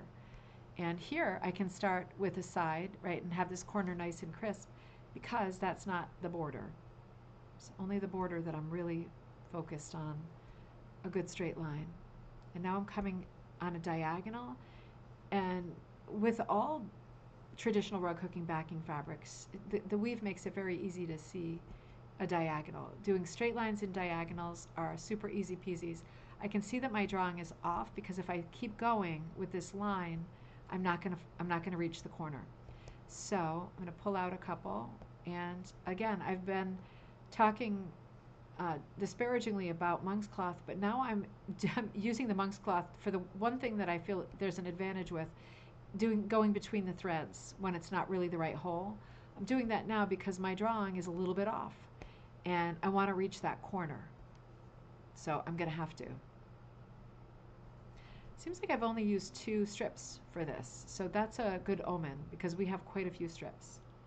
And it's not really a sharp corner. That's making me angry. I'm going to come in at more of an angle. I want a nice, sharp corner. And of course, when I hook around it, there we go. That's definitely better right here. Of course, when I hook around it, it's going to become sharper. I don't want to set myself up for failure now, though. If I can make it the best that it can be right now, I'm going to do it, and that's why I just rewrote that corner. Coming up here, I don't want to hook too close to it because I'm going to distort it, right? If I hook too close, I'm going to bump those out, and I'm going to eat up the space that's for that top one. So I'm going to give a little bit of extra leeway here because I don't want to run into a situation where I'm packing and everything gets distorted. It is a bit of a relief doing this one, though, gotta say, and just because of the not directional hooking. Directional hooking was fine. We got through that first one, really quickly, but I'm happy to just be doing regular hooking now. Oops, I went into the same hole there. And I've got the tail up again because it's not the border. Let's see, that has potential to be a holiday, but let's see what we get. Speaking of holidays, we are going to go back to the Cape later this month, and I cannot wait. We booked it, while we were still there, because like I've said before, when we go up at the end of May, it is heaven. It's my favorite week of the year. It is the best, and my mom is there, and my sister and her husband, everybody's there, and it's so nice to have exciting adventures during the day, and then come back to each other in the evening for drinks and a barbecue, and to sit by the pond and talk about what we did that day, and have some board games and stuff. It's great. It's the best. But when we are there at that time of the year, I really miss all of the art shows, the little fairs, the pop-up little antique fairs and stuff, the band concerts at night on the village greens. I miss all that because it's too early. So we do always go back, just me and the family, with the kids, later in the season. And normally it's August, but because I'm going to Sauter Village, it's going to be the last week of June and the first days of August this time. So I'm really looking forward to that because everything has been so uncertain with our dream house that we thought was in the bag. We hope it's in the bag, but we're not absolutely sure it's in the bag, and it's been heart-wrenching and stressful, particularly for me and Teddy, I think. And just the thought of us being able to get back to a beloved place that I associate with quiet and peace and familiar sights and foods that I love, I'm kind of hanging on by a thread, and thinking about that is like, okay, we can do this. Whatever happens next, whatever happens tonight or doesn't happen, like an offer on the house. And tomorrow, with like which is a big deadline for us, we have to have a contract tomorrow. Or we're probably going to lose the house. I can handle all that as long as I remind myself. But in a few weeks, we're going to be sitting on the pond on Cape Cod, and I'm going to be sitting on the front porch, the little screened-in porch with my hooking, and watching the kids from the porch in the water and jumping off the wooden raft. And then we're going to go out in the evening and go to band concerts and do the hokey pokey and the bunny hop, and if life will go on. Things will move forward one way or the other. So that's coming up too, and I'll remind you because there's so much in between. Rebecca coming this week. I'll be dropping her off in Sturbridge, Mass, for the McGowan workshop. The McGowan training, right? And show and rug show. So she'll tell you all about that when she's here. And then of course I've got my gig at the church, my sermon, and I've got all my interviews to do tomorrow, and it's going to be a busy week. And then the following week, I've got some work days to get some orders out, make sure Magpie's in good shape, and then the following week we'll be going to the Cape again, and I'll remind you about that before we hit that spot. And and then later in the month I have one of my friends at the church, Ben. He's a young guy. He's in his 20s, I think he's in his 20s. He's unbelievable. He was born with a condition where he does not have arms, and he still manages to, with his feet, open the hymn book and drink coffee and do all kinds of stuff. It's such an inspiration, and when I see him, he is so brilliant. He is so talented. He's an amazing singer, like an amazing baritone singer. He's a great video game player. When I see him and talk to him, and not in a sort of there but for the grace of God way, but when I talk to him and he's like, yeah, I was at the gym last night, I was lifting weights, he hooks things up to his shoulders and his feet and stuff. I think to myself, was my mouth just complaining about stupid stuff? I think my mouth was just running. And I think, like, man, sometimes I just got to get it together and think about the challenges that other people have had, and how, while we all have different challenges, right? And they all have different weight, and they all weigh on our hearts differently. While that's all true, man, some people have just had more than others, right? So he's doing a sermon. I'm going to come over here to the corresponding broken plate. Let me just catch up. Yep, I'm all caught up. So he's doing a sermon in August, and they asked me to be a solo singer. So I was kind of going, which I would love to do. I was kind of going back and forth last night with ideas, because the theme of the sermon is games. So that's kind of hard, because he's a video game player, and he's going to hit it out of the park, because he's like such a philosopher too. He's done sermons and parts of sermons before, and he always says things that are just unbelievably moving. But the theme is games, and I'm thinking, I said to Teddy, are there any video games where there is a song with a vocal part? And he played some for me, and I'm like, oh hell no, like that's not, we're not doing that in church. So we didn't find ones there. And then I was thinking, I googled like songs with the word game in them, and of course I came up with like Joni Mitchell's Circle Game. But then I thought, no, we've heard that song recently in church, so I don't want to do that again.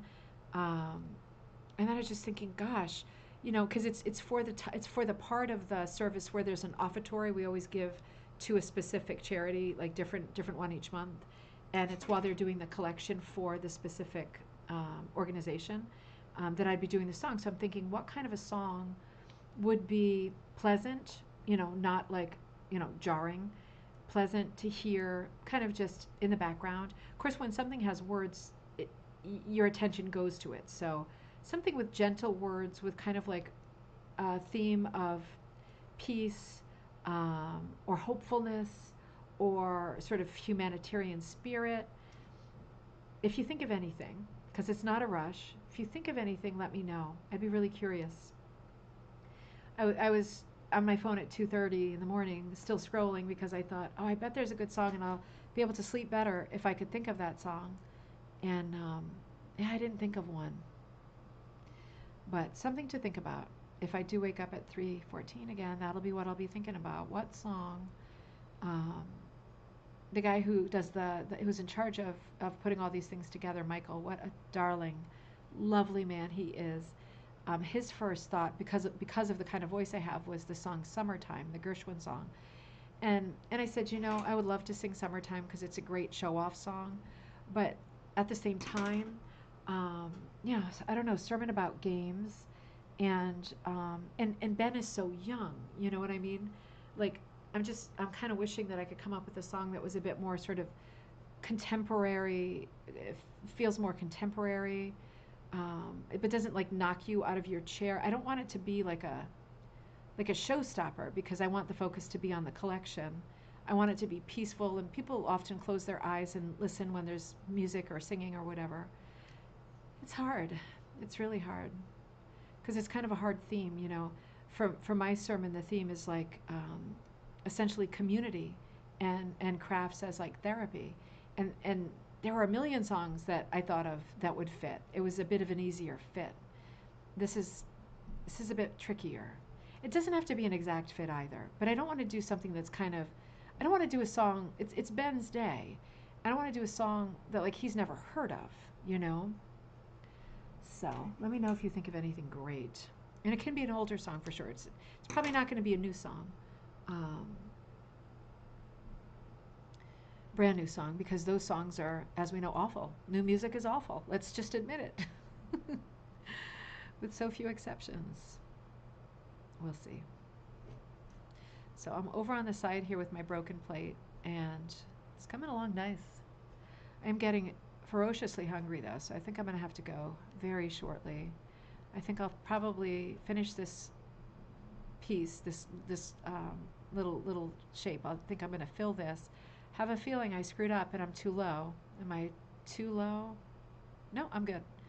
And I don't need to leave the tail under, but I am, just because of spacing. Oh, and I don't have to cut, right? I'm still in the mode of the rail fence. I don't have to cut. So I'm going to come down here. Oop, too much of a gap. I turned under, right? If you're a beginner and you're like, what's she doing? She changed direction. I just twisted the fabric. I just twisted the strip in a different way, like a 45-degree angle underneath, and I just pulled it up at a different angle. I fed it to the hook at a different angle, so it comes up at a different angle. It's easy to control that. It does take a little bit of practice. It's not twisting your loops underneath so that they come up at a different angle. It's not something you do as soon as you sit down at your frame for the first time. That's something that takes that proverbial hot minute. So I'm going to leave a tail in the corner here because I feel a tiny holiday, and I think we're going to be good. Let's come out here.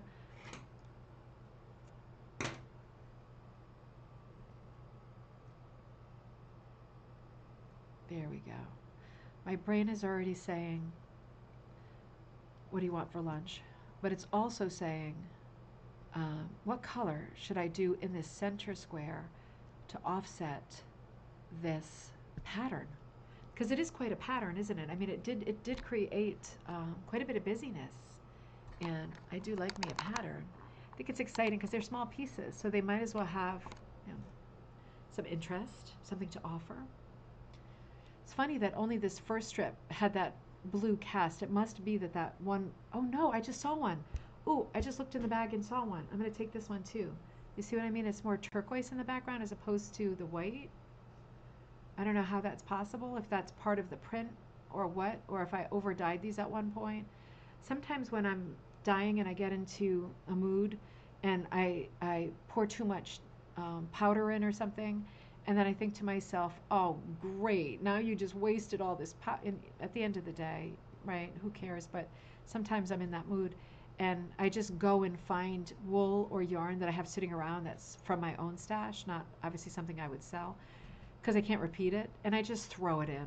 Like, I don't even fully think it through. I just throw it in, like, really reactionary.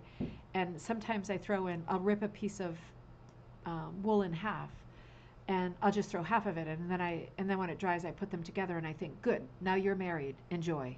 And sometimes it works out great. And when I do it with patterned pieces like this, if I rip a piece in half and then throw it into, for example, turquoise, and it comes out and it's got a little bit of extra blue, it just goes really well. It's still the same fabric, it still matches, and I was able in my mind to use up that extra 2 cents worth of powder, um, and spared myself like any more histrionics. So yeah, problem solving. You gotta know yourself, don't you?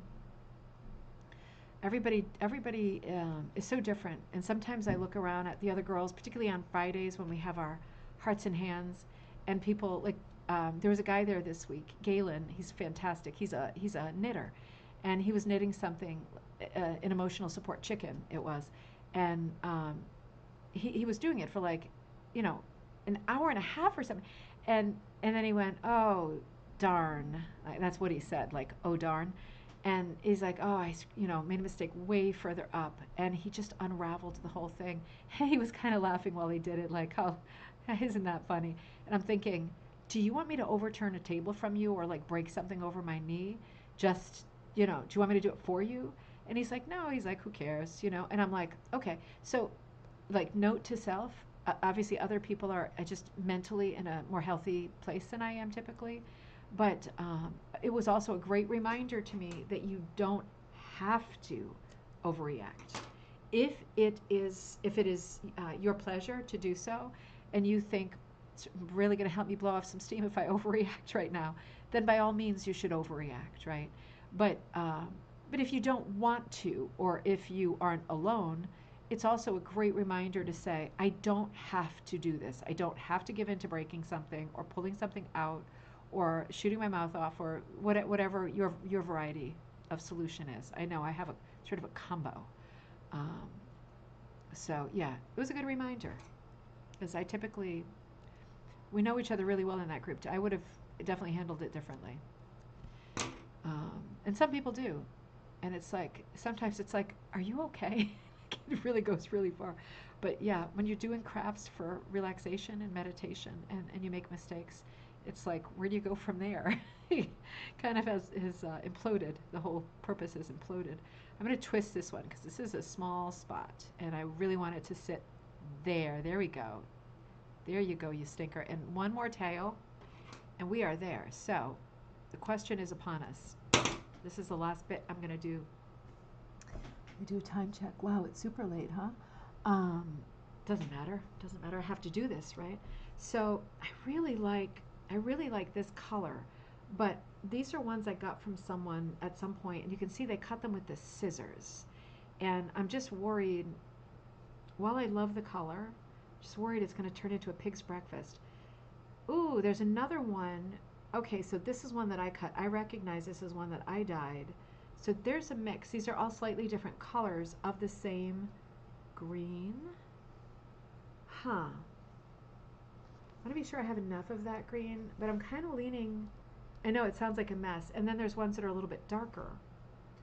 I don't know if they're being picked up on the monitor well, but I'm pulling out a few that are quite similar, and I'm thinking, maybe. There's this one too that's really fuzzy wuzzy that I don't think I'll do. You see how thick that is? That's a different one. It's got all little things hanging off of it. It's really thick. I think I might do a combo, because this is a print, so why shouldn't this be a combo? And then I look in my bag and I find this little gem, which is, it's a mess, but it's a plaid with a little bit of, or it's almost the same color as this, a little bit darker with some magenta, turquoise, and orange. So if I leave this out, if I do this here and here, and then I use that print that's a similar green but a print here and here, I might be onto something. And then here and here, I might do something crazy like these pinks. Let's try it. Let's try it. Maybe I'll try it on one side just to see if it works. Let's do that. Let's just do that. All right. I'm tempted to, no, I don't need to. I was going to say I'm tempted to start on the corner just to be sure that I have a good sharp point, but it doesn't make any difference. We're going to get to the corner. I'm going to make sure that the point is good and that the shape is has some integrity. So I like this. I like that it's going to change colors. If while I'm hooking it, the fact of using different strips and it changing color slightly, if that bothers me, I'm just going to pull it out. But I kind of gave myself the get out of jail free card because the one that I've dropped in already, that plaid print I've dropped in already, is a print. So it already has this sort of variegated feel to it, or this wild card feel to it. Ooh, got to be careful here. Oh, that's a really big end. But, oh, I hear a child. Who's that? Who's that? Oh, just reminding you I'm still on. I'll be off in a little while, Joss. Yeah, her friend came over yesterday afternoon. I love it when her friend comes over because I'm very happy for them. Love the friend very much. The friend is very loud. Okay, now here comes Teddy. And it's okay that she's loud because I know she's got a lot of stuff going on at home. And, you know, we're a good safe place to come. But, man, when you're not in a good place mentally, and it's crazy. Ooh, I'm going to cut I'm not going to cut the tail. I'm going to do what I did last time and not cut the tail because I can choose to cut the tail later. I have to see how it goes. Let's come across here. Yeah, I think I'm going to pull a little bit out of that. I think the angle is wrong. Yeah, the friend is a sweetie, but she lives with her aunt instead of with her parents. I'm not sure what that's about. So, and heartbreakingly enough, she's very, very, very loud. So it does not make her super endearing, but I think she's an okay kid. I think she's a bit louder and bit more of a wild card than Joss. So, and you know, there are some things that are not my favorite. But it kind of breaks my heart when I get the sense that her life is not fantastic. And that, yeah, breaks my heart. Makes me want to bend over backwards to make sure that she's having a decent life because it's not a normal life. I don't want to say it's not a normal life, right? Everybody has a different normal, but it's not an ideal life, I think, for a kid. And the aunt is so nice. She's super, super, super nice. She picked her up yesterday, and she kind of does this thing. I don't know where they're from. They're super, super nice people, but I'm not sure what country they're from. But I think it's a cultural thing that she lays on the girl, where she's like, "Oh, I hope you weren't eating too much of their food, and I hope you weren't, being loud, and I hope that you weren't being a pain and you weren't in the way." And I can just see the girl shrinking down in the passenger seat of the car, like her shoulders just like getting hunched over, and she's just like disappearing into her torso. You know what I mean? She's just, and I think, God, and I'm always like, no, she doesn't eat food. You can't give her Jello. She won't eat a meal. She just won't. It's hard. It's hard because I want her to be here and I want her to be comfortable eating food and allowing me to get, order food for her if we're out at a restaurant. I said, if I'm able to talk your aunt into taking you to the movie theaters today I want to go see Jurassic Park later. I want it to be my treat, and I'd like to get you, popcorn and food and whatever else you want there. And she said, oh, I don't like to eat at the movies in case I choke. And I said, yeah, well, okay. But like nothing? I said, what about like some nachos or, how about a shake or one of those slush things or whatever? She said, oh no, I don't want to eat while we're out and stuff. And there's just no talking her out of it. Like you leave food out for her, she doesn't eat it. She's like a little bird or something.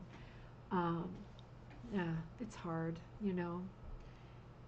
It's hard because it's hard when she's here too because she's so loud. It's really unreal. But yeah, I mean, I think she just needs attention, I don't know. I keep thinking it'll maybe tone down. It definitely hasn't.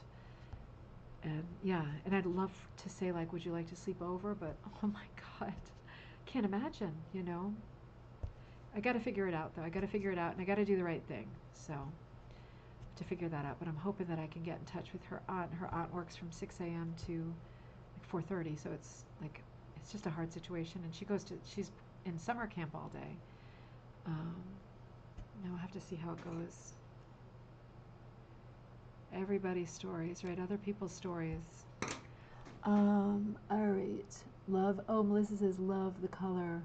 Love the color here a lot. Oh, is he a country style guy? You know, he is. He is a country style guy. He is. He and his wife are part of the congregation. They moved to West Hartford recently. Um, he is. They're from, I think, one of the Carolinas, and they are super, super liberal people, and they're activist people, and um, for political reasons and whatever, their community was not supporting their lifestyle, right? Well, put it like that, and they wanted to make a change with schools and everything. So they moved up north, not knowing anyone or anything. And the wife has got this high-powered kind of job. I forget what she does. She's a quilter on the side, but she works very long hours. And he is Mr. Mom. He is the stay-at-home dad who takes care of the kids, and that gives him the opportunity. And he does a lot of crafts while he's at home. So he does knitting, he does quilting, he learned rug hooking with me. He does a little bit of everything.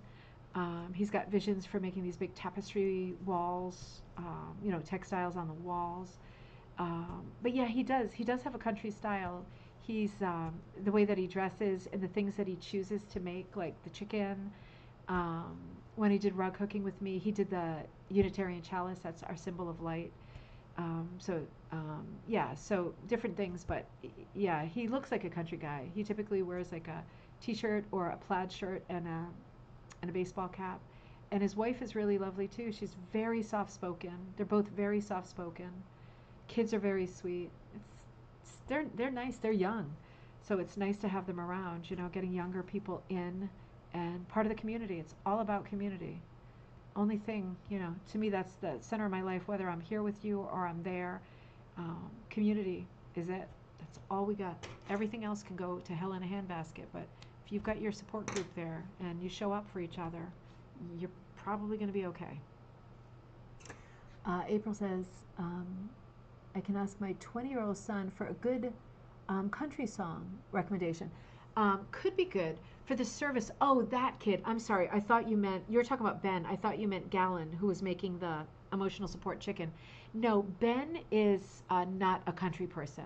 He is like, when he posts videos at the gym and stuff, and he plays like electronic music. So it's songs that I don't know. I think some of them are video game songs that don't have words. And it's like da da da da da da da da da. It's crazy. It's crazy. Teddy plays those songs too.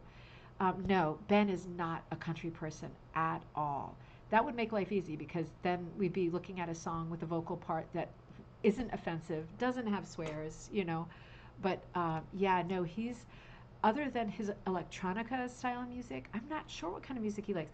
I know he sings in the choir sometimes, and then he of course, you have to sing songs that are a bit more chill than electronica, but I think for himself, his own taste is like really loud and frantic music, which is so strange because he's so soft-spoken. It's how it goes sometimes, though, isn't it? Yeah, that sounded like a great lead, but yeah, I think we're going to end up brainstorming, because I would love it to be, like I said, a song that Ben likes. Because it's his service, right? It's not all his service, but it's his first main service, and I would love it to be something that he loves the whole thing, Just going to come up in this corner now and see if the idea works, or maybe I'll come down here. Yeah, I'll come down here. I'm going to see if the idea works of doing this one, the plaid, that's similar colors to this. I'm going to try that in the corner here. Yeah, it might just be that we choose a song that's something more like something about hope or peace, or something relaxing during that time of the service. I just have this feeling like I don't think Ben is going to know the song "Summertime," and it is a cool summer song, like it really is. So it's not like I'm saying I'm definitely not saying no to it. I'm saying, you tell me what to sing and I will sing it. But I was also asked for suggestions, so I want to make some suggestions that might actually be good suggestions. I know my two kids watch two shows. They watch a lot of shows, but my two favorite shows that they have watched are Adventure Time and Steven Universe, and they are both fantastic shows, and they both have amazing soundtracks. Amazing, beautiful soundtracks. Very quirky, but both of them have really, really pretty songs. And I have a feeling that Ben watches both of these shows because like he's a little bit older, but they are for older kids. These two shows, Adventure Time and Steven Universe. And I mean, Steven Universe has songs like one of the songs starts like it goes like this, like "Isn't it such a beautiful night, whoa," and then it talks about how you're underneath all of these stars, and the chorus is like, how does it go? It's something like, "Why don't you let yourself just be wherever you are?" And then at the end, the last verse changes, and it says, "Why don't you let yourself just be whoever you are?" So it changes from wherever to whoever, and it's just like, aw, it's a good message for kids and for adults. So there's a couple of songs like that that I'm going to suggest as like songs that might be good for a young person's sermon, but also songs that have like, oh crap, the line is wrong. You see that? One more line back. Yeah, I'm gonna see how it goes. I think I'm gonna do my game again where I put the tail there. I can always cut it later, and then I'm gonna go sideways, one row up.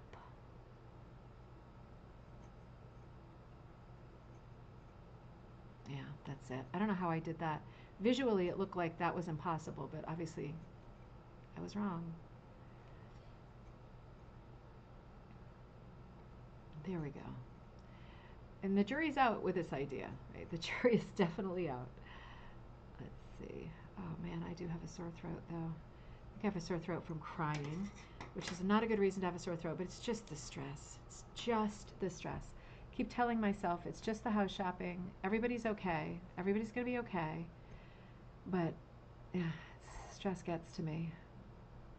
I can either get emotional or I can, start busting stuff up. And I know my preference is to bust stuff up, but I'm trying to, back it up with that stuff and just maybe just be a bit emotional, blow off some steam, and then just keep looking at my phone every 10 minutes for some good news. Like someone wants to come and see the house or there's an offer coming. We had an open house both days this weekend. The first day, like 2 people came and they both were looking for, Jack and Jill sinks. And the second day, a few people, there was like 8 or 9 people, and there was a few people who liked it. The people who liked it the most said they had a lot of moving parts right now, which isn't good for us because we got a time thing going. So that's not good for us. But then last night when I was in the depths of despair, the phone pinged, like the rescue ping, and I'm like a dog, right, responding to like a noise, like, oh, is that something to do with houses? And it was a realtor saying that a couple had gotten in touch with her and said they really love the photographs online because we dropped the price of the house yesterday, right? We're like totally dropping it, like tons, because there's a time thing. So, oh no, I don't think this is working. So they're going to come tonight anyway. I don't think it's working. You see what I mean? I don't think there's enough contrast. Damn it. I mean, I think this would work maybe here, but I'm not even sure. I don't think there's enough contrast. You see these two? I don't think it's going to do it. All right, I'm going to pull it out. I'm going to make a decision before I get angry because then I'm going to be like, oh, great, no point. I'm just going to choose something else.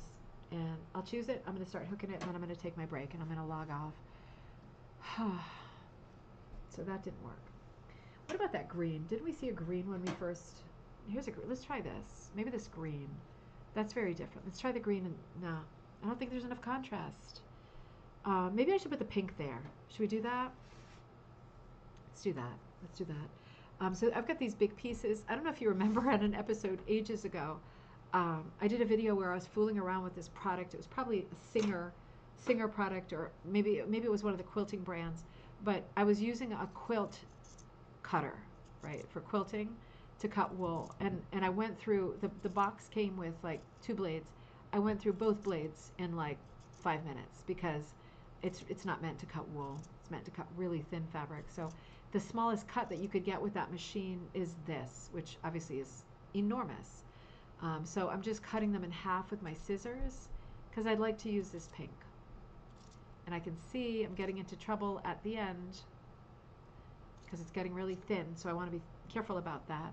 But just for S's and G's, let's see if I'm going to start, do this again, I'm going to start with the thin part over here.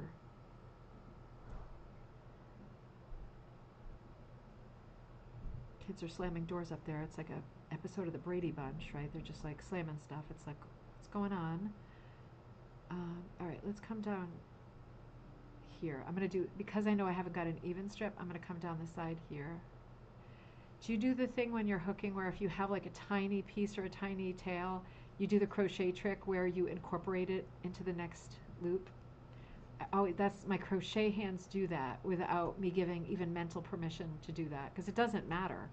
In fact, it can just complicate it, and it's more difficult to do, but my crochet hands just do it automatically. I think we've got better contrast here. I'm going to go for this, and I do love the pink. I just thought it was a cool thing. I might still use that patterned one over, no, I can't. I can't. So I'm not going to use the patterned one. The patterned piece that I've got in there is it for this one. I might do orange on the other two corners. Like, did you see the bright orange when I was fooling around in the Rootle bag, the Rootlin' Around bag?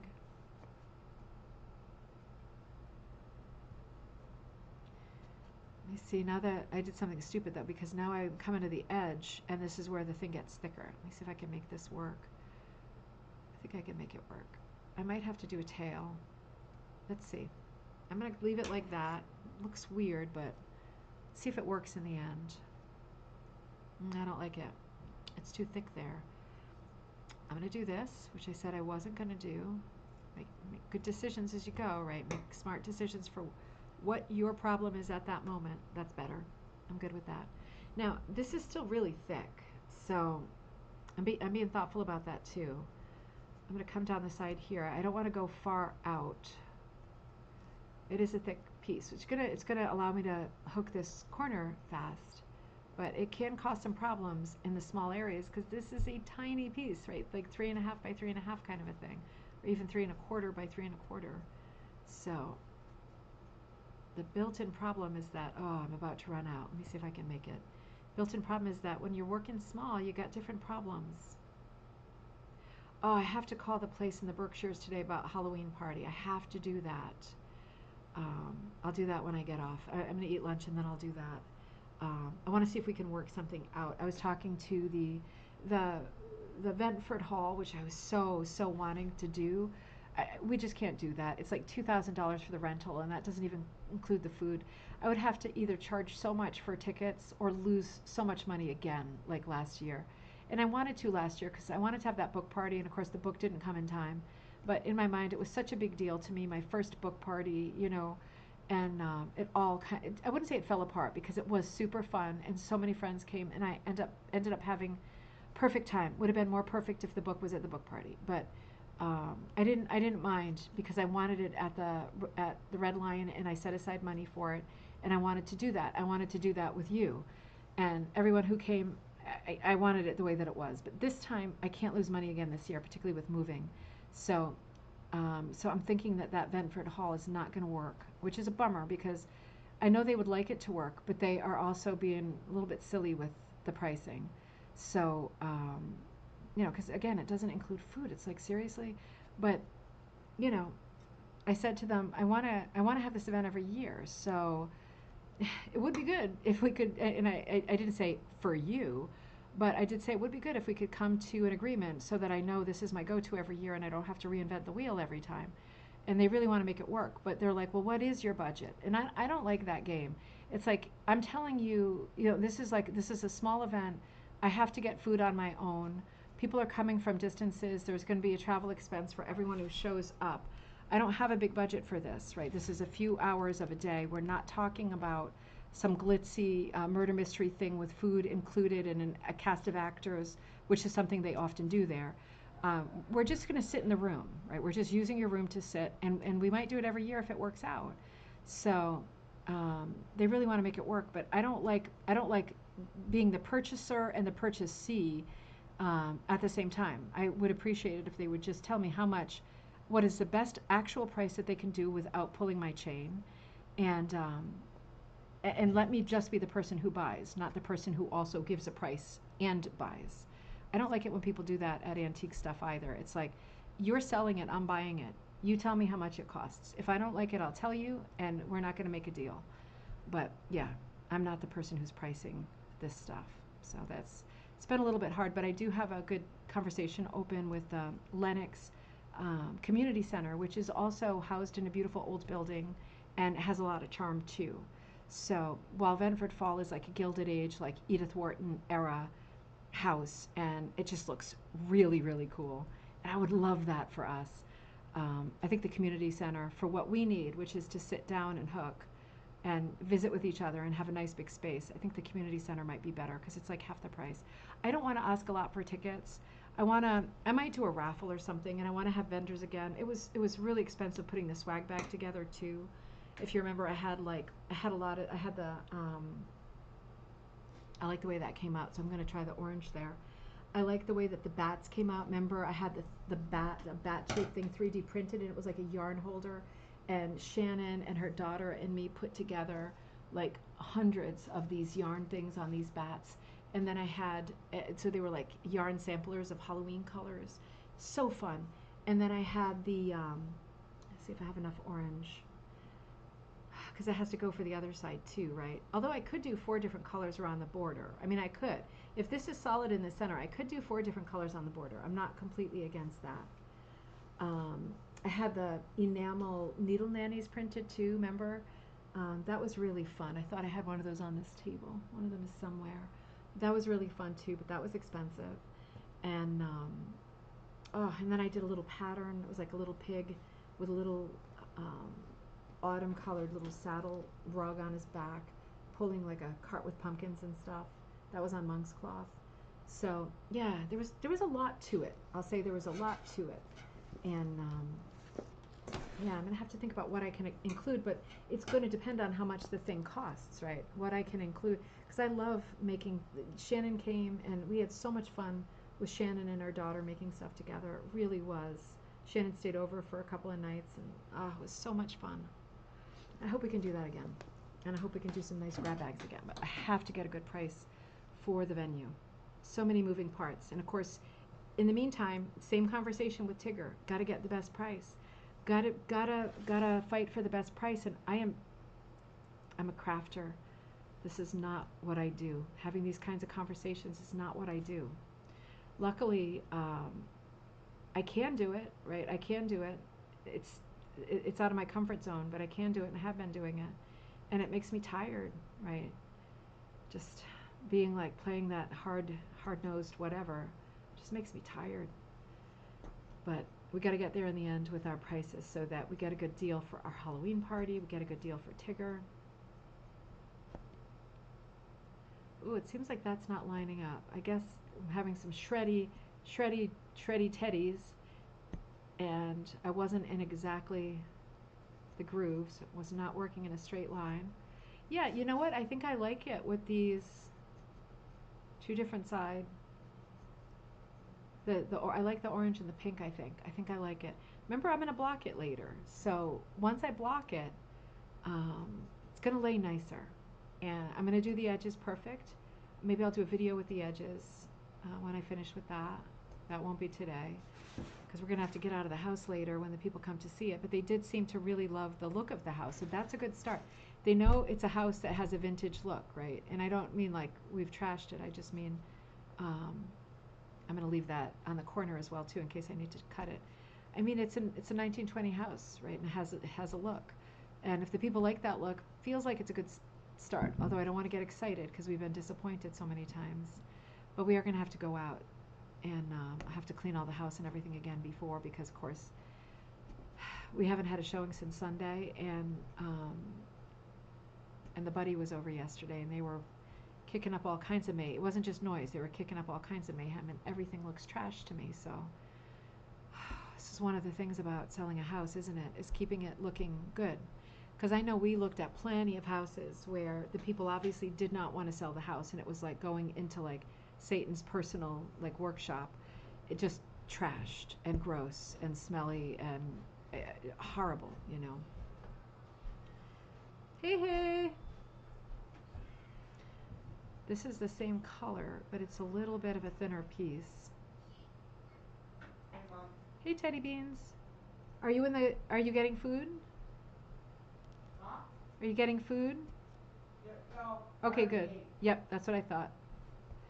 Sometimes he forgets that he has just gotten food because, you know, he's thinking about food all the time. He's a foodie, and he's just like me. I get it, but you know, I want to be careful that he doesn't eat breakfast 3 times because he thinks like, oh, I could eat a little bit more. We could all eat a little bit more. You know, I would love to just empty the closet right now of all those Sara Lee cakes, but you know, so I have to check with him without him knowing that I'm being nosy about what he's eating.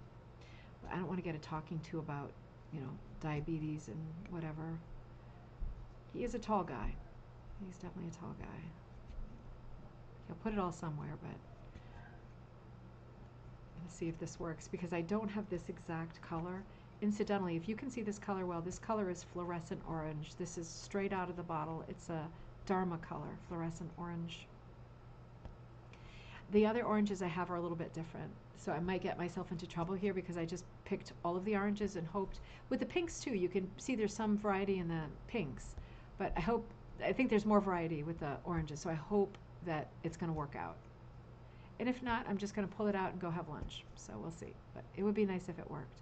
I'd like to get this corner in because my mind is racing ahead and thinking, I wonder if I do want to make the last 2 corners different colors. Is it stable enough in the center with the blues being kind of mixed and these being a print? I don't know.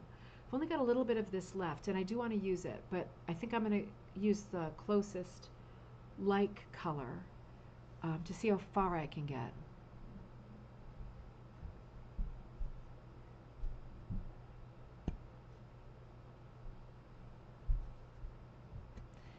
Try not to pack it either because it changes the shape of the border. I think I might be too close. No, I think we're good. I think we're good. Comparing it to the pink side opposite. Yeah, there we go. So has anybody seen the Jurassic Park movie? I mean, I know I would enjoy it. It's not like it would be my first choice of movies to watch, but I think it's one that I could watch with the kids and not puke in my mouth 5 times. Some of the cartoons and stuff are it's too much for me. I'm too old to enjoy them. And I know people love Disney movies and stuff, but I'm also not a great lover of even like Disney cartoons. They just get to me somehow. So I think Jurassic Park could be a good call. And I really like things to do with like, sea monsters. And so this one sounds like it's more about underwater, whereas the others are kind of like raptors and, you know, dinosaurs running at you. This is more like monsters rising up out of the water to get you. And I think, oh, that sounds good. It doesn't sound bad. They also serve wine at the movie theater. I haven't had a glass of wine in ages. So, oh, I did the other night at that artwork. I did the other night. But I think I'll have a glass of wine. It's these stressful times. Not that you want to do a combo of drinking while you're stressed, but I think drinking while you're stressed and watching a movie with kids is the very scenario that alcohol was invented for. So you can see I moved back to the fluorescent orange, that Dharma color, and I just want to be sure that the variation, you can see clearly that it is a different color orange in there, but it is the closest one I've got. So we might have to love the one we're with here. And it does look a little bit busier, and yes, that print is making it busy, but I got to say, just looking up at the monitor from time to time, I am liking the overall, hold on, struggle is real. Ooh, God, that hurt the back of my neck when I pulled that little tail up. I'm not done, I'm not quite done, but I have to say I am liking the overall thing. This has some color variation, this has color variation, that has color variation. I think it's like, it's a close enough in my mind. Ooh, this one's a little bit lighter. Let's do this one. Unless, just went to the first basket we were in, the basket I got tired of. Let's see if there's some more orange in there. No. Oh. Nope, let's do this. I think it's gonna work. I don't mind the variation. I think it looks like it's a little bit faded or worn or, you know, quilting is also a thrift craft. It's another poverty craft, just like rug hooking. So if you haven't got all your colors perfect because you ran out of colors, really is in the spirit of the thing. And yes, that sounds like an excuse, but I honestly do believe that that's true. I think that's why this sort of works.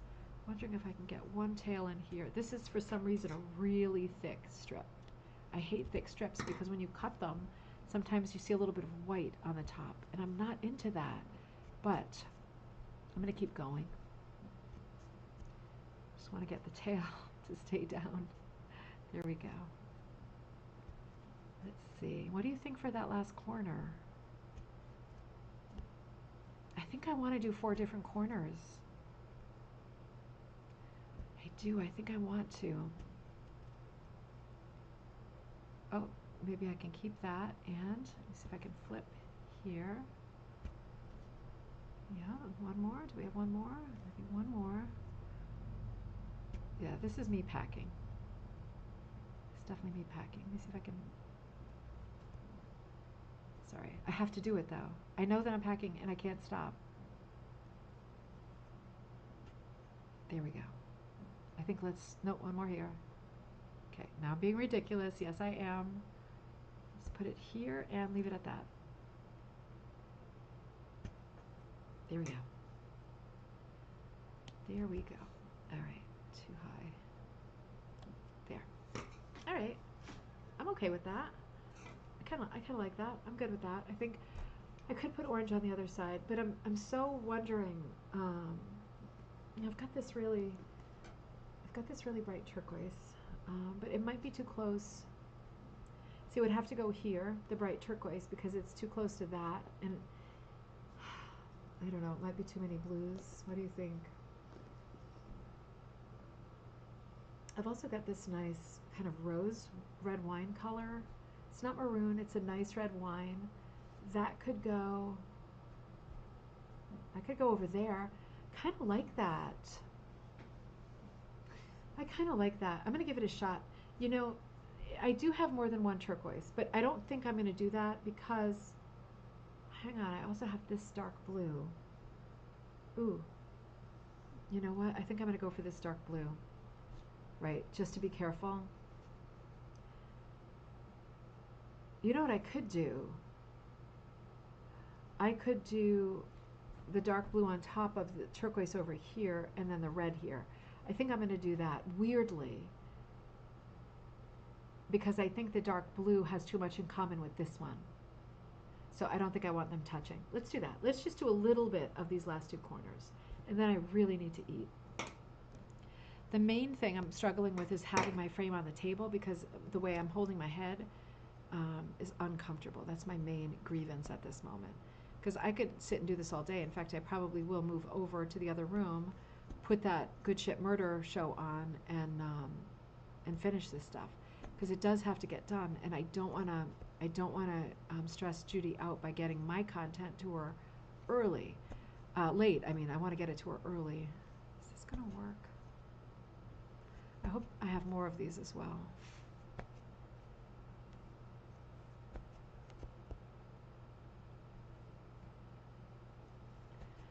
Whew, I'll tell you, I hope we get some good news at some point today from somewhere.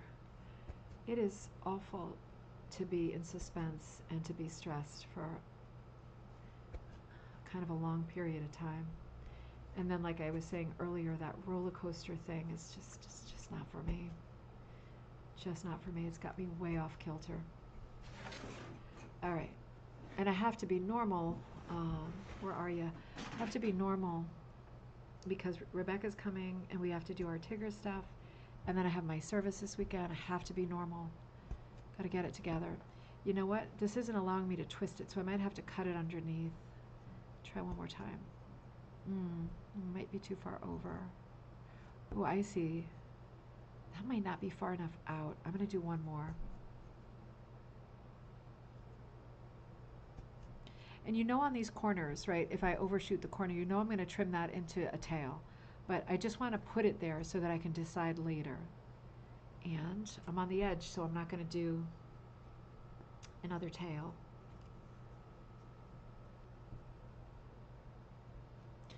You can see how with a small piece like this, they're fast, right? You get them done fast, but it is hard making decisions, right? The whole saying, like, doing something simple is the hardest, that is true. Often doing something this small is quite hard, just for the space management of dropping in loops, but also the color planning. And yes, I'm not using my number 5s. I didn't cut any number 5s. I ended up cutting, just using the 8s that I already had. Now that does not look right to me. I think I have to cut it on top. Common sense over best laid plans of mice and men. Let's see how that goes. Can always fix it later if it looks rat-a-tat-a-tooey. Sorry, I keep slipping. I think I like this color combo. It's an odd color combo, you know, and you don't know what the finished project is, right? Because I'm keeping that a little secret. And I think it's a very cool project and something different. So that's why I want to keep it a secret, because I want that to be an enticement to get Magpie Times, and I want it to surprise you when you see it. But I know what I'm doing with it, and I'm looking at these 2 pieces that I'm working on so far and thinking, ooh, that's going to work really well. I like that. It's going to work really well. And they are slightly different color palettes. I guess I'm using the Deanna David color palette, and you might be using your own signature color palette, because we do tend to have trouble getting away from our favorite colors. We like to handle them, you know, and use our favorite colors. We like to pick it up again and hook with it some more. And it does kind of, you work yourself into corners with color where you don't have a lot of variety in your finished pieces. And if it doesn't bother you, then it's not an issue. If it does bother you, then it does bother me that I do that, because I have a brand. I think I might end up actually taking out one of those. We'll see how it goes, because I see a bump right here. You see that?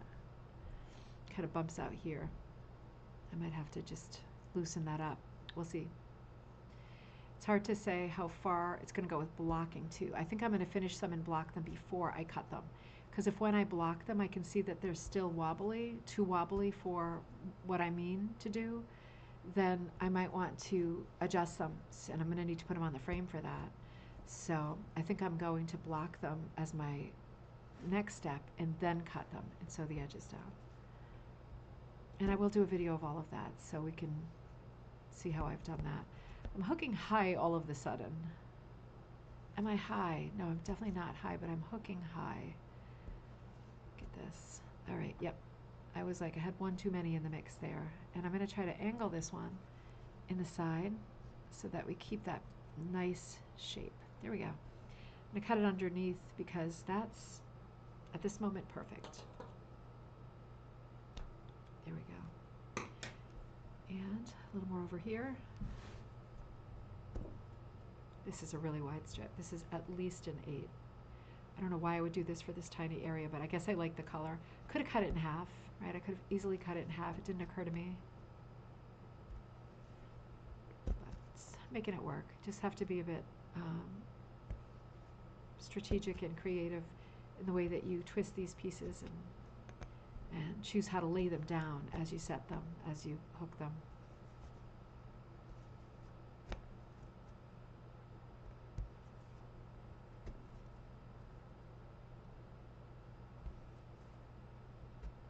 There.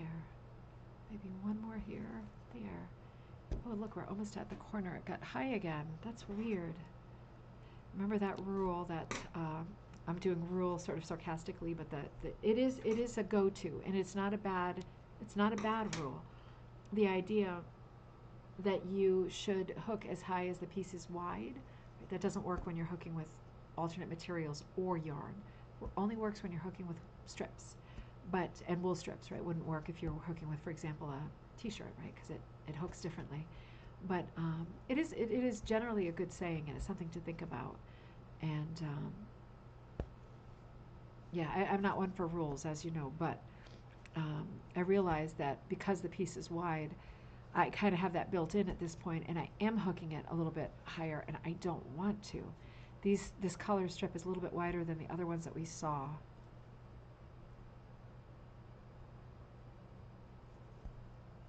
Shoot, I just remembered I need to get an oil change. I haven't gotten an oil change in ages. Shoot. I wonder if I have time to do that this week, because with us, we're only driving to Rhode Island. It's very close, but I like to know everything is like perfect. Haven't gotten one since I went to the Cape. I should really get one. I'll call Firestone and set that up. I don't know why I just thought of that. That's my exhausted subliminal mind going, wait a minute, you forgot 10 things, like the dog's haircut, the link to the sermon, the oil change. Oh, here comes Teddy.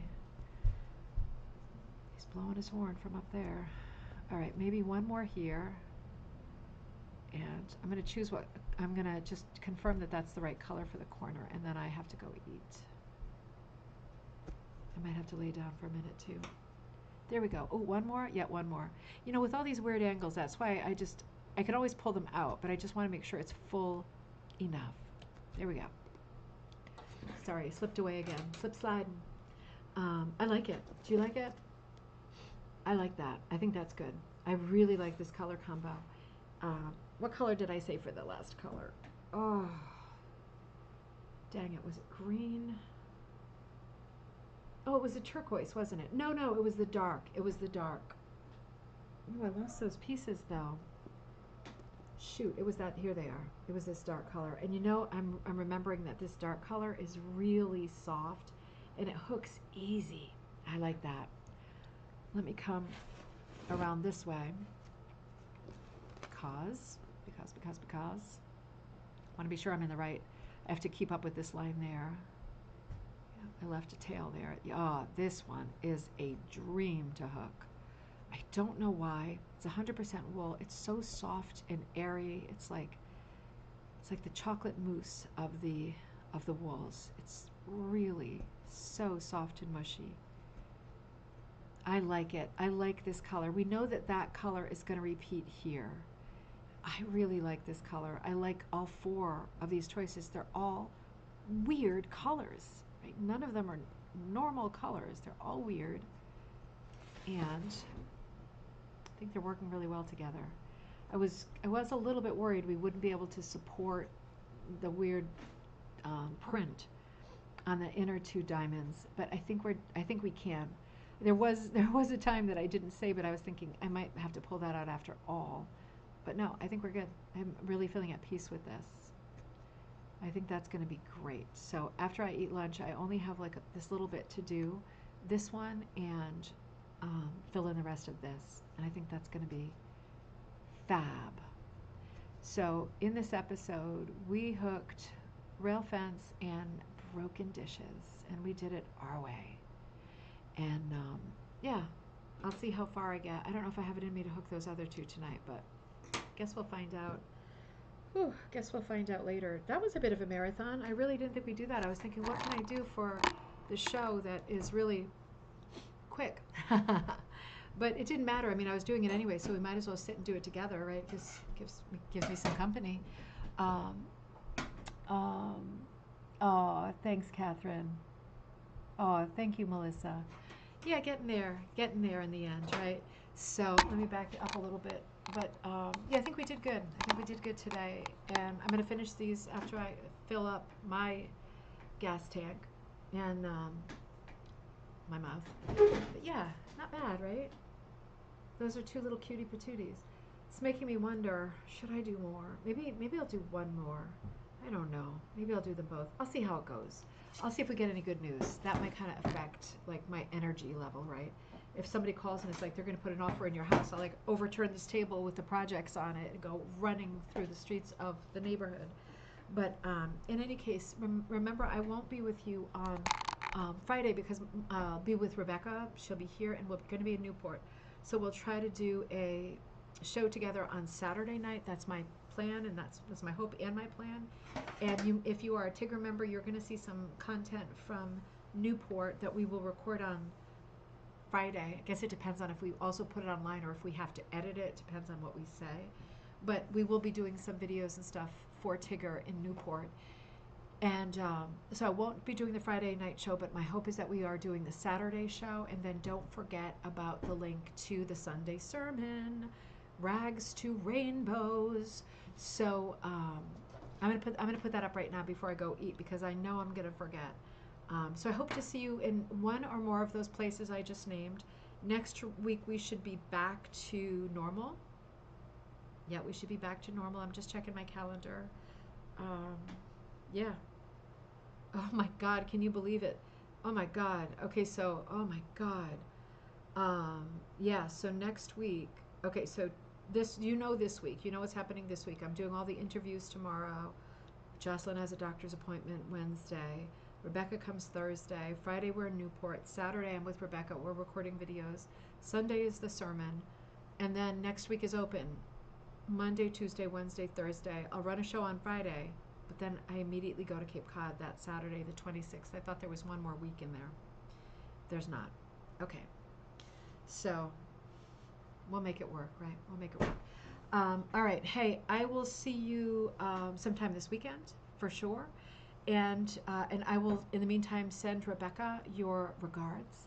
And I will ask her to come up with something interesting that we can talk about together when we hopefully she has the energy to run. I'll give her a little nap, run a show with me on Saturday. So we hope to see you together then.